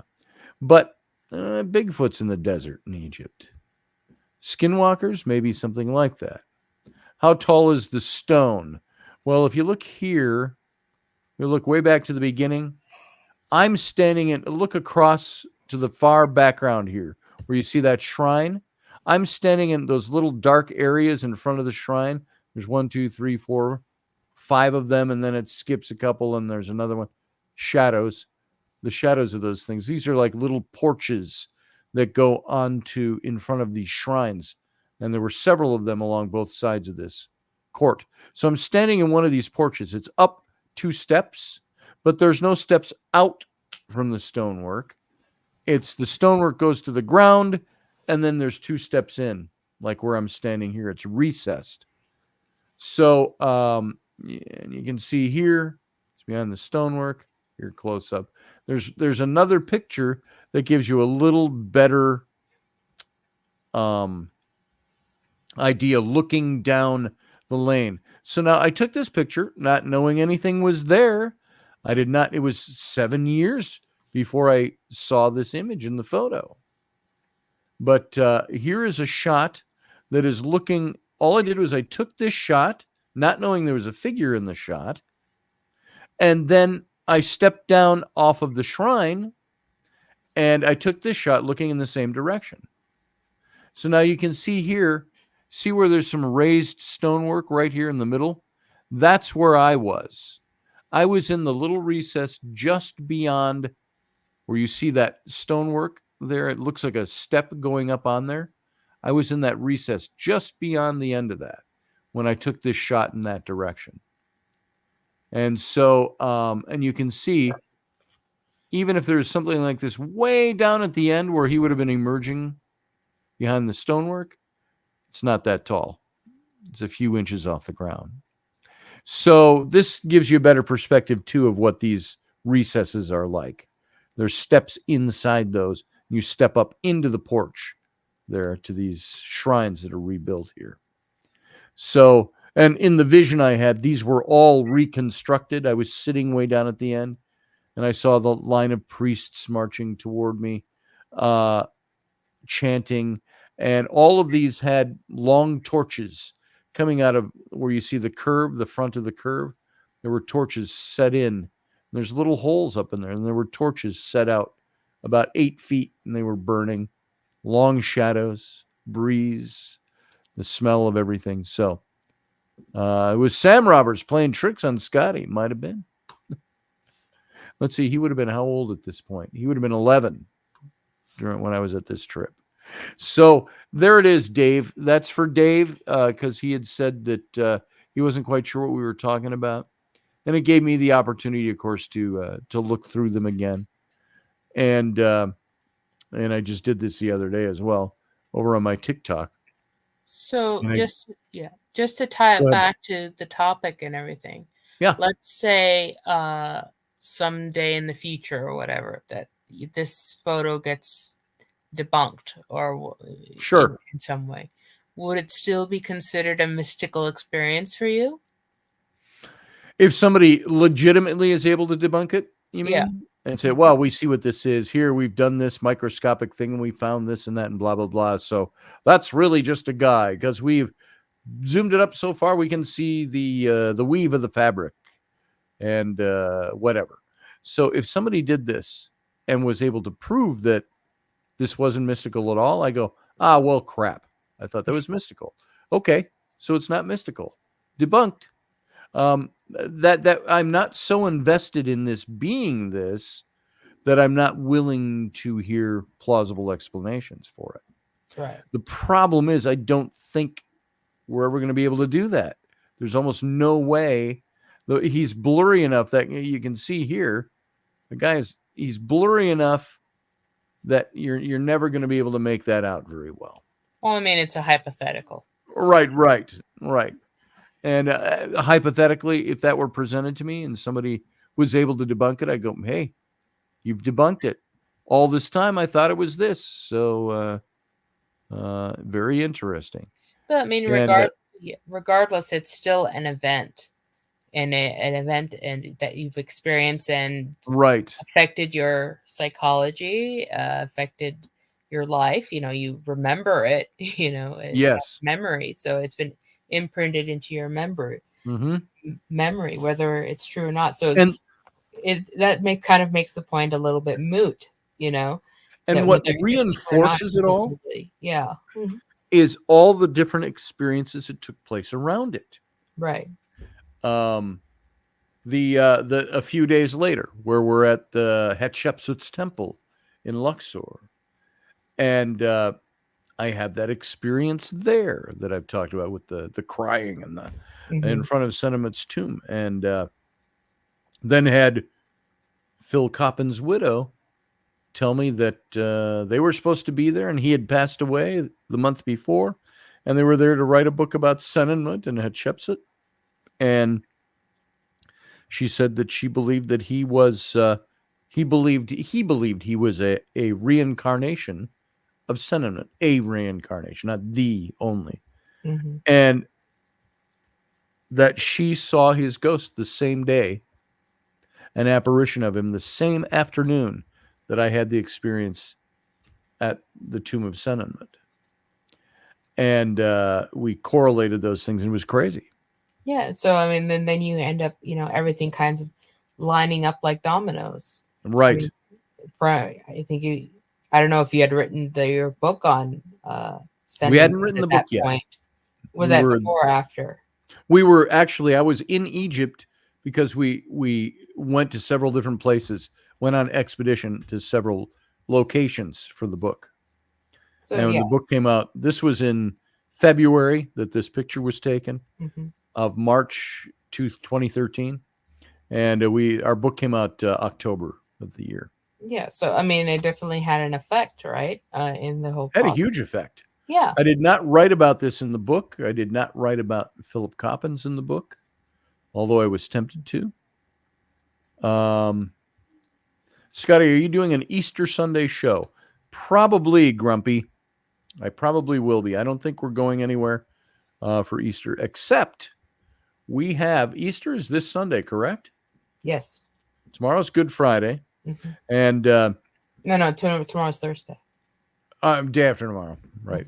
But my sister-in-law and her husband and 3 kids are coming to stay with us for the weekend from Alaska, so they're visiting for the weekend, and we're giving them the master bedroom, and we're going to sleep up in one of the kids' rooms and stuff. But so it's if I get down here on Sunday morning on Easter, I think I'll be doing it. I'm pretty sure I'll be doing it. They might not even be here until Sunday. Rainey just told me tonight. Late Saturday or early Sunday. So, yeah, we'll be doing a show. Do you Either guys way. have any traditions around Easter? We don't anymore. We never have. Rainey and I never had. Grumpy, if I'm doing a show, you call in. We'll talk about your stuff. I had lots of religious, of course, traditions. And all our traditions with our kids have become things that I wrinkle my nose at. It's all the,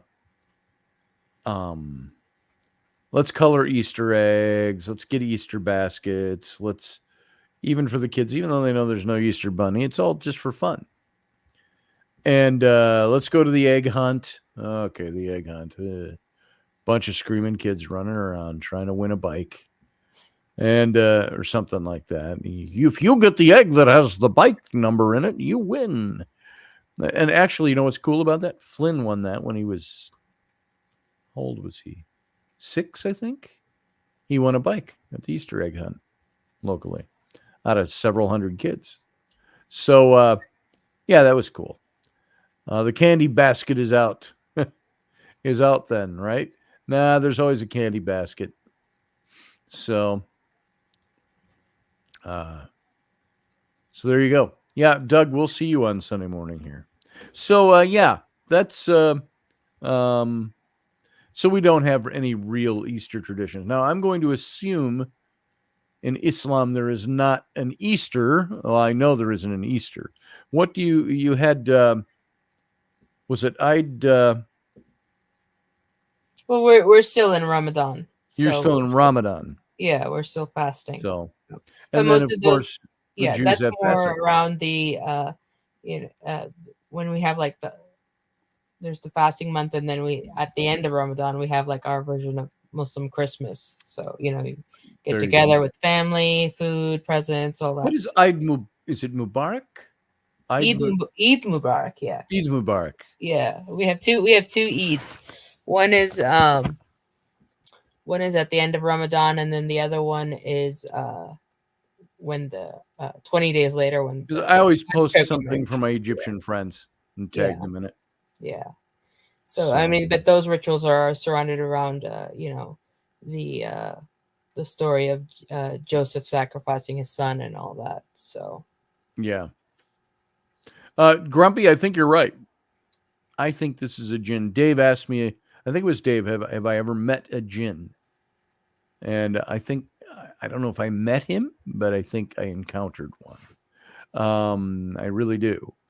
I would, and again, I knock on wood and I'm very careful. I always say I would like to meet one, but under very controlled circumstances. I don't want it to be like, oh, you're here to eat my soul? Right. Or something like that. It would be, I would love to have a conversation with one, an intelligent conversation, a friendship sort of thing.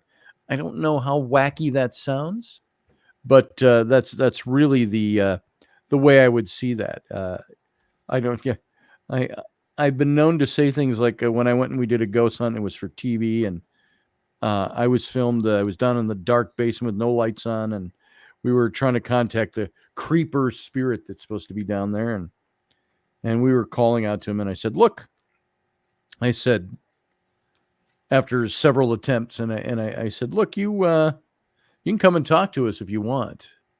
And the little light detectors were going off and stuff like that. I said, "You can come and talk to us." I said, "Now you don't have to be like all spooky and stuff and try to scare us." I said, "We understand you're a spirit, so come on in, be a spirit, talk to us. Talk to us on the devices, show yourself. I'm okay with that. You don't have to scare us, though. There's no need for that," I said. Everybody started laughing because, and here's Scotty telling the spirit he doesn't have to be scary. So that's the way I think. I would love to encounter a jinn, but I don't want him to come in and try to terrify the shit out of me, which it might do anyway, just because he's there. But then again, all the things I'm reading about jinn is sometimes they come across just as normal people. You be walking by them on the street, or you can be sitting in a coffee shop and one might come and say, "Hey, said you wanted to talk to me." It could be as nonchalant as that. It could be dark and nasty. Who knows? I think it all depends on who you encounter and why you're encountering them. I think I've said it enough that it's probably known. And they're like, whatever. Who cares about him? Or somebody go, yeah, we'll go talk to him one of these days. Or it may never happen. Yeah.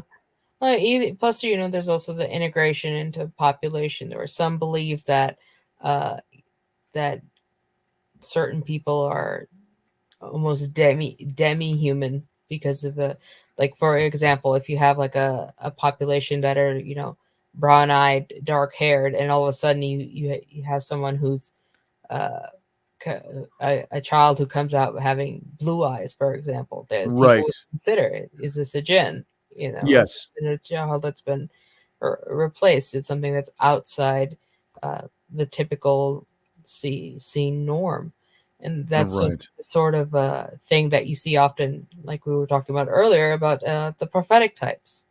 The people who have the ability to discern the future. I mean, some of it can be cyclical nature, because history tends to repeat itself over and over. Empires rise and fall. But I think that one of the takeaways is that just because something is, we don't understand what it is and it's different, we shouldn't be calling it bad. I mean, even the word pathological, that refers to compulsion, which people associate being sociopathic or psychopathic, or that's a totally different thing. But neither of those is bad. It's not what we consider the general average on what we would call the norm. Right. Hey, as long as I'm looking at, I just crossed my mind. There's 16 of us in here right now left in the chat room. and I've got 2 likes on this video. Go in on if you're in YouTube, give it a thumbs up. That's just a little business. That helps my numbers. It helps things get better.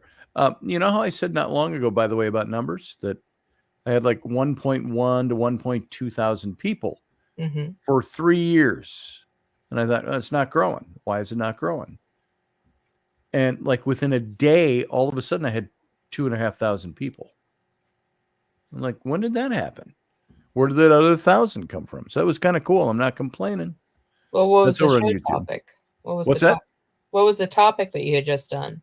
They jumped in. I think that was in between doing the gin and talking about. I noticed it a day after I did the RoboSex episode, and before that was the other mystical one on ghosts last week, talking to spirits, things like that. So. Yeah. Well, for people, if you have a particular topic you want Scotty to talk about, let him know in the comments. So then he can just pick something, and we know you want to hear about it. So he can line it up rather than have him trying to guess what you guys want to hear about. Yeah. That's it, folks. If you want to hear certain topics, we can do that. I've got the things I like to talk about, and that's what I do. If I was organized, I'd probably have the whole month planned out. Now, when I used to plan out the show, Sarah, is when I had guests all the time, because I'd have to line up the guests ahead of time. And so my shows were always planned out. And way back when. This was before I was here. Yeah, that's when you were a baby. I mean, you really do need to talk to Rocky or whoever, about getting that fixed. Because you need to have Andy Dabbs on, during the show, get a promo of the book. Yes, Andy and I have been talking about that for a long time, and we just talked today for the first time in like a week to 10 days. He's been sick; he got some kind of flu, and he was down out, and called me to do some stuff for him. And so we got to talk again tomorrow. But yeah, I got to get him on the show. Yeah, you can have interesting people on. So. That's all I used to have was interesting people on. It was a lot of fun. And I love talking to people. I love bouncing things off. I can sit here and present information, and sometimes it's fun, and sometimes I bore myself. So I've got to find topics. For me, it's a topic that I want to talk about something. If I'm impassioned about politics, I can talk about that. Oh, for 2 weeks, I've been wanting to talk politics, and I don't, because maybe I need to, but I know that there are people in my audience that don't agree with my politics. That's okay. Everybody can be exposed to something. If they like me in the show, they'll listen to what I have to say. Doesn't mean they'll agree with me. So I've got a lot to say politically. I've got a lot to say about ghost stuff. But I have come to the spot where I've exhausted my experiences in talking about my own experiences. Down from, things that happened to me as a kid to things that happened since Rainey and I have been together, things in different houses I've lived in, to wild experiences like the stuff I've encountered in Egypt, Fort Snelling, things like that. So I start to run out of my own experiences. Well, I mean, you'll run out of gas because those experiences are static. Right. They've happened. And, I am thinking of putting them together in a book for my publisher. And but the thing I think about, I always hang out my cheese pretty early. I've given a lot of those stories so much on the radio. Are my radio listeners going to want to buy the book? Oh, I've heard all those stories. That's one of those business side of things you got to decide. Am I going to do that because I've told all these stories already? Yeah, but even with those types of events, you just have to find, look at it from a different perspective and find a twist or a spin in it. It's like you were saying today, you're looking at this topic, the mystical experience, from a psychological perspective. Right. Next time you could talk about it from a totally different perspective. Totally different perspective. Exactly. And that's what I do with telling ghost stories. Do people like reading? Do you like reading ghost stories? Yeah, sure. Sure. So that's what I would do. I'd Yeah, I write mean, them I like the reading, case studies that seem narrative. to be a little bit more involved, in detail Yeah. stuff. But I mean, rather than And I probably wouldn't do case studies, but I'd throw in a hell of a lot of commentary about the story. yeah, So, what did somebody just ask? Oh, have you been to a Muslim country, Sarah? yeah, I've been to a couple. So, Which ones have you visited? Saudi Arabia. Let's see what else. Well, that was the latest one, Saudi Arabia, and I'm planning, hopefully, within the next couple of years, to maybe try and hit Singapore. Hmm. Um, That'd be cool. Pakistan, of course, and My daughters just went to Singapore a few months back. yeah, I heard it's really nice, but it's really expensive because it's an island. Yeah. Island stay. That's like I think that's probably like going to Dubai. It looks really It's like cool, but I'll bet you're it's going to super Australia. If you're Yeah. gonna go visit Amanda, because and even like, I mean, when you go to Saudi Arabia, gas is cheaper than water. So Yeah, I'll bet. yeah, and they have I'll a bet. big giant mall where they have an actual snow mountain inside of it that people just slide down the mountain inside the mall. Absolutely. Oh, Chuck, he says interview people who have other experiences, OBE, reincarnation, past life, topics never ending. Yeah. Like I say, you should have seen the list of people I used to. My show used to have this format. It was always a 2-hour show. First hour, I talked politics. Mm-hmm. Second hour, I always had somebody from the paranormal world or the metaphysical fields or things like that as my guest on the show. And I had, there's a lot of notable people that I've had on the show. There's from the television shows and the celebrities and the authors. So I've had a lot of that. John Ward and I used to have a ton of people on the show. Mm-hmm. I got to tell you, some of my standout interviews were, and I may have made mention of this once, Eilat Matzar. She is one of the major archaeologists in the state of Israel. Mm-hmm. And her father was Benjamin Matzar, who was, I think, a chief archaeologist of some kind. But she is with one of the universities there, and she's been doing for many years her archaeological research and digs are focused around King David. And so the Citadel of David, the Palace of David, things like that, which would all be just to the south of what is today the enclosure for the Mosque of Omar. And it would have been the old temple platform. Mm-hmm. And so just to the south of that would have been the Citadel and David's Palace and all of that. Right. And she found where like biblical passages were sitting, and they rushed out of the palace and went up to the Citadel.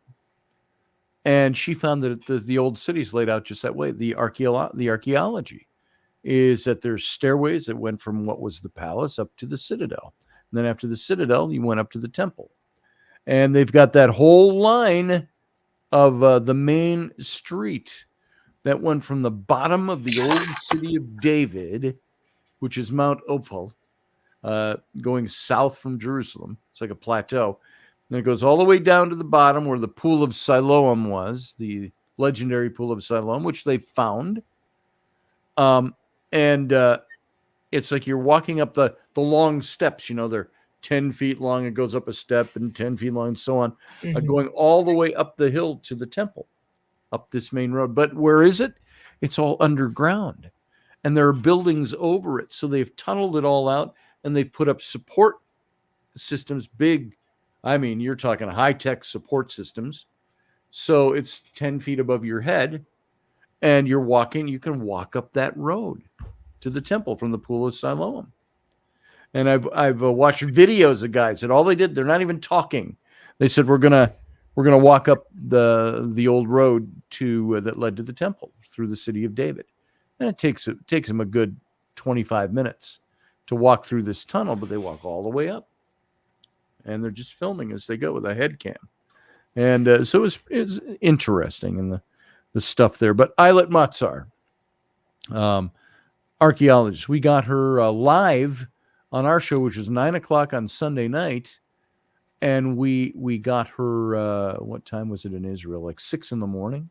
And she got up to be on this interview with us.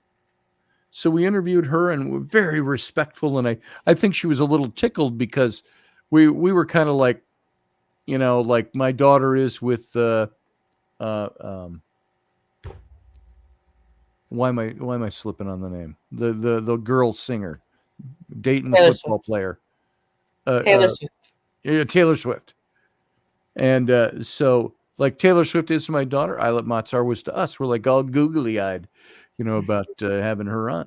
The other one was, I've got her book sitting right here somewhere. The Woman Who Would Be King was the name of her book about Hatshepsut.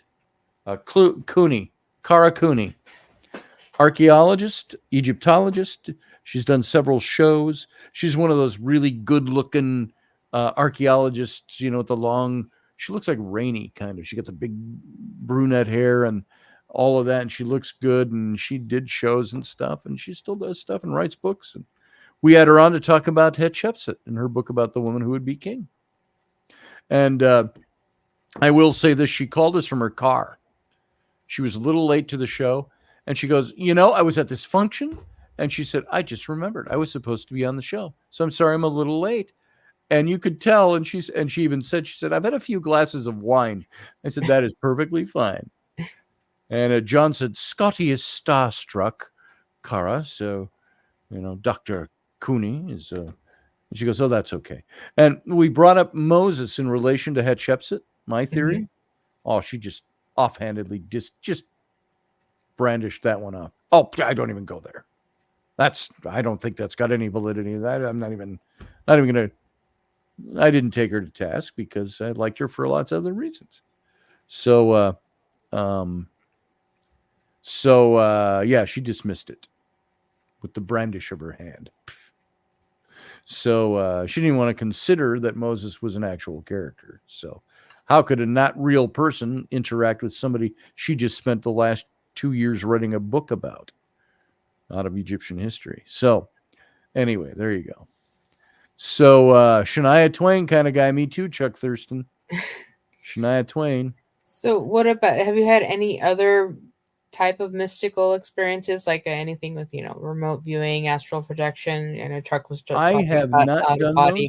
OBEs, out of body experience. I haven't had an OBE. I haven't had an NDE. I haven't remote viewed. I haven't, I'm not a psychic, all those things. All that whole category, that whole bullet list, it's way over there. I talked to people who've done that. My experiences have been more in the tangible. I can see it. I can feel it. I can touch it, taste it, talk to it. This is where the ghost stuff comes in. This is why I believe the things I believe, because they're tangible for me. What about the meditation experience? Meditation experience I've done, but not very well. Mm-hmm. I teach about it. I talk about it. But for me, it's a thing of meditation can take on a thing of, like, I believe, a daily practice. It's like journaling. I could talk about journaling till I'm blue in the face. Do I do it? No.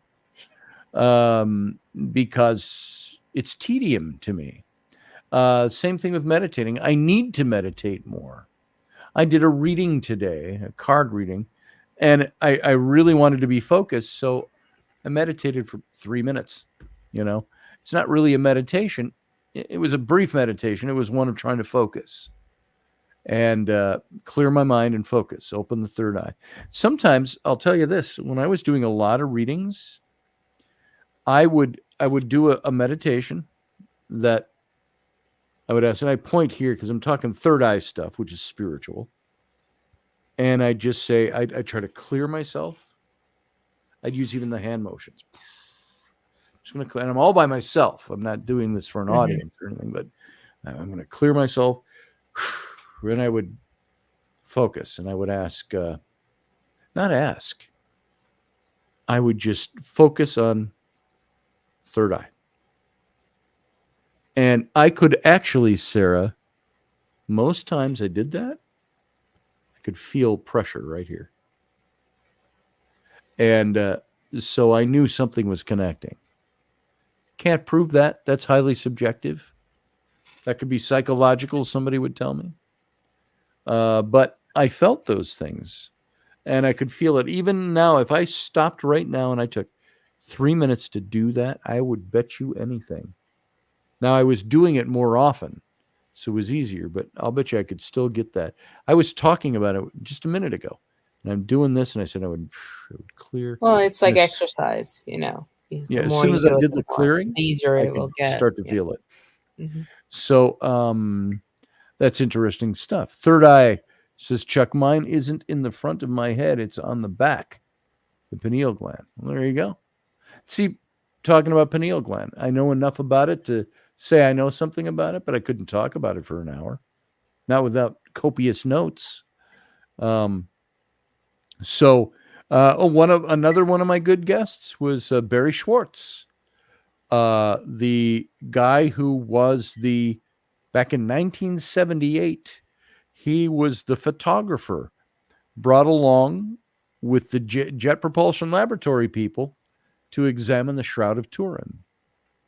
And he was brought along as a very skilled photographer with the JPL people. And he took pictures of it. And he said, I'm a Jewish man. You know, he talks like that. And he says, I'm a Jewish man. And he says, I don't believe in the Shroud. And he says, but I'm going to he says, hell, free trip to Italy. He says, let's go. And he goes and he says, I will tell you this, as a Jewish man that had nothing invested in it and had no belief in it, he says, in the first 10 minutes I was there, I could tell you this is not a photograph and it's not a forgery. Don't know what it is, but all of his skill put into that, he said, this thing is not a forgery. It's not paint. It's not pigment. It's not a photograph. And he says, so what is it? And now, 40 years later, 40 years plus, he's had a website. It's just shroud.com. You can go look at that. And he has spent his life, the last 40 years, researching and putting forward scientific information about the Shroud. And scientific and spiritual and everything mixed up. And he still says, look, I'm a Jewish man. He says, one thing I can tell you, the Shroud is the easiest way to answer the question about my belief in it. He said, the Shroud, he says, is not a photograph. The Shroud is not a painting. The Shroud is not a forgery. He says, the Shroud, and he brought up just one point. He says, for any kind of pigment to adhere to fabric, it has to be, and I don't remember the exact numbers, it was something like this, it has to be 14 microns deep on the fabric to adhere. That's a scientific law. He says the image on the Shroud is only 6 microns deep. He says it's not pigment. He says, so what is it? And so, yeah, exactly, Chuck. Jesus was a Jew. Christianity is just a sect of Judaism. So did he think it was a burn? No, he says it's not a burn. It has no characteristics of char, no characteristics of anything like that. And he said, this is the thing. What is it? He says, about the only way you can reproduce. You know, they came into talking about what about when a body decomposes, that there have been images. He says, yeah, but nothing like the Shroud. This is a very different garment, a very different piece of fabric. And so he's gone through all these things for like 40 years now. They have found new things in the Shroud that they have not seen before. With a certain kind of photography now they've been able to take within, they're allowed to do this now on a somewhat regular basis. They get audience to be able to see the Shroud. And they have found that on the crown of thorns, all they see is the blood stains. And they have found that it is oxidized blood. It's human blood. I don't think they've been able to do DNA on it, though it's too old and too Well, you have nothing to eroded. compare it to, so. But what they found was the crown is still there. There is thorn, and there are leaves. You see, there are leaves on it, and even some berries that were still on this crown of thorns. And they were able to identify the plant. It grows in Israel.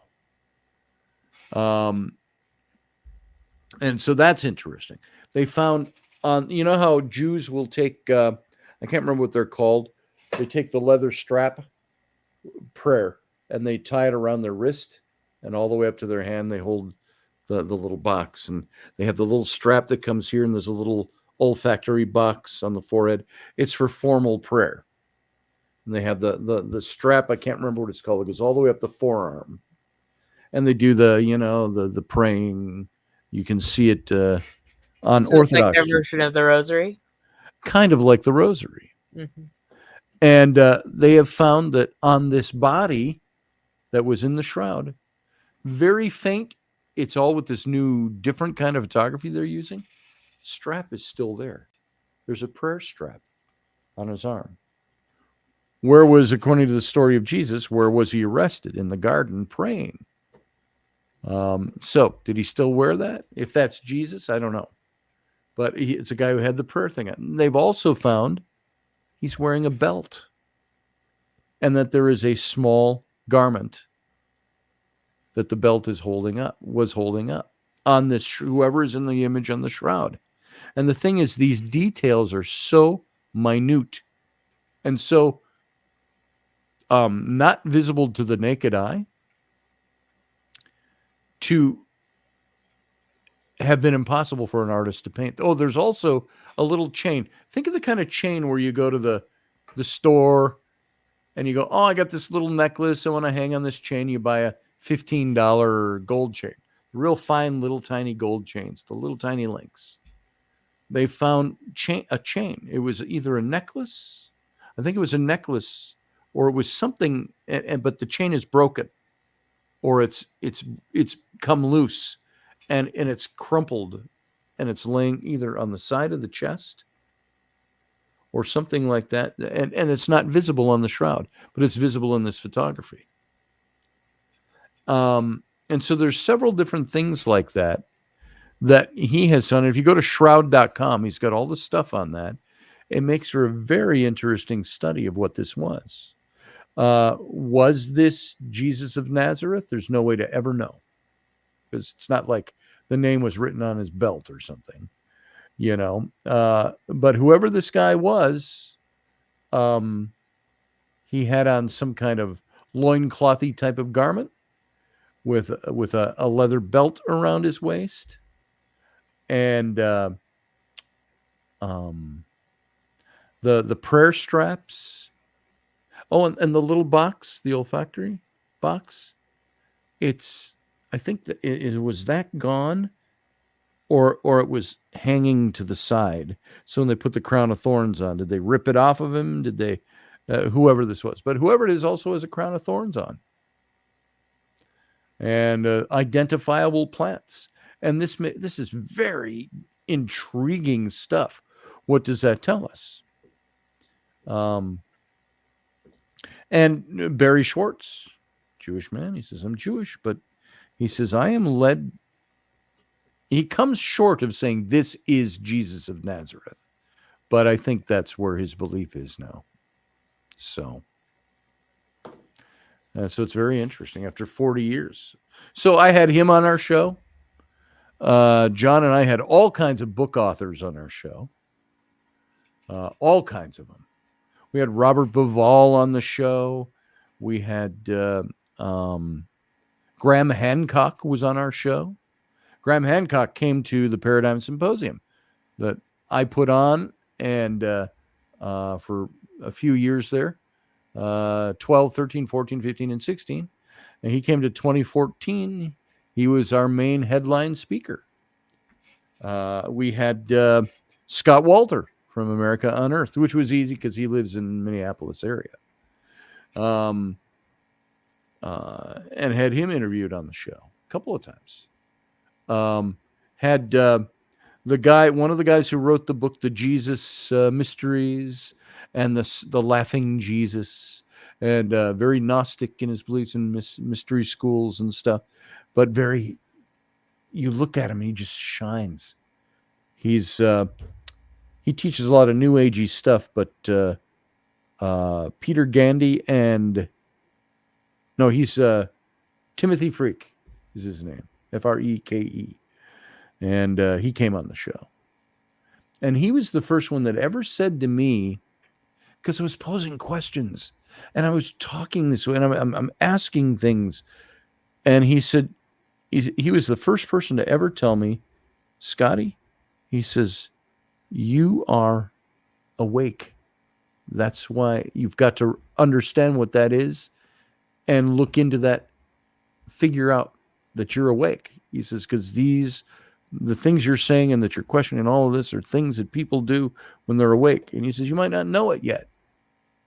And then we also had, Lon Milo Duquette was on the show. He is authored a lot of books on Western witchcraft. But he is a musician, neat old guy, trimmed white beard and mustache, and does a lot of teaching. And he's part of the ODO, the Ordo, blah, blah, blah, blah, blah, blah, blah. And I don't even know what that is anymore. But he was on the show. So we had all kinds of people like that. And talking about guests, we had guests every week. And it was very cool. So I think we're gonna find a way to get the tech working right for it and start having guests. Otherwise, I'm going to start pre-recording shows with guests, which I don't want to do because I want the guests to be there to answer questions and things, and people can feel. Do you feel gypped out there if you're watching a show and then you find out it's recorded? I think people listen to a lot of recorded stuff, but they go in knowing it's recorded. I enjoy it more, having the ability to interact. I enjoy the live interaction too. Right. So there you go. And you can, somewhere I've got all the shows that John and I did are archived on a disc somewhere. And I just ran through along with the Ark of the Covenant. Yeah, along with the Ark of the Covenant. Matter of fact, you find the Ark of the Covenant, you may find our discography inside. But I had a website when I did the first Intrepid Radio website. I had little miniature thumbnails of all the shows we did, hundreds of them, and they were all the different guests that we did. You see Flynn. How you doing, Flynn? I'm way over time here, so I'm going to be done. You can come over and say hi. My son, everybody who does not know my son Flynn, there he is. He's got hair like his mom's. Wish I had hair like my son's. So there he is. How you doing? Fine. What's going on? I need headphones. You need headphones? I don't have any. You know what? I do. Somewhere right here is a little box, brand new black earbuds. Right over here somewhere that I haven't even used. So you can take them if you need them. All right? It's my son he's not for public consumption yet. He's still got okay, I'm standing here. What do you want me to do, Dad? Nothing, just say hi. So still pretty handsome though. He's a handsome boy. Rainey loves to do that. She'll come up to him and she'll start. Oh, she starts hugging. Oh, my handsome boy. Oh, mommy's boy. She does that in front of his friends sometimes. Mommy needs a kiss. Goodbye. And he's like, oh, Mom. But he loves it too. So. Well, don't get jealous. Yeah, really. I'm like, hey, where's my kiss? She goes, you're not going anywhere. So Yeah. Yeah. So anyway, I think what I'm going to do is wrap this. It's already 11:20. So we'll be back on Friday night, folks. Depending on if I get everything done I need to get done for guests being here. You know, you go ahead and turn on the overhead, Flynn. That's fine. You'll find it better with the light on. So, the light, it burns us. But Any thoughts for Friday? no. I have no idea. I've got basic ideas where I want my head to go. Something Easter related. Yeah. Easter bunny. You know, Just notice that in the camera. resurrection. All over my shirt. Yeah. Probably Easter Cult of direction. Pentecost. It's in here somewhere, son. I know it is. I have unless a girl came and got it in the last few days. It's been sitting right here the whole time, and I just organized the stuff on my desk, believe it or not. And it's here somewhere in that little black box. Just take all that stuff and set it on the chair. I don't need them right now. Just... Oh, look what I got, by the way. These are marker boards. Ah. Chore charts. No. Well, they're still blank, so. Yeah, they're not even out of the wrappers yet. We just got them. And, you know, Flynn, I'll help you in a minute to find those because I'm going to sign off. All right, Sarah. Thanks for being here, sharing the time with me. Sure, no problem. And we'll see you on Friday. See? Take All care, right. everyone. All right. See you later. All right, everybody. Me and my bright light with food on my shirt that I'm seeing in the monitor now that you couldn't see in the dark. I'm going to get out of here. Everybody, if I don't see you, have a Good Friday. What is today? Today's Ash Wednesday, right? See, I never did Ash Wednesday. We observed Good Friday and Easter. So, but anyway, thanks for being here. Thanks for being part of the show. And we will see you again on Friday night. And that's it. Live long and prosper.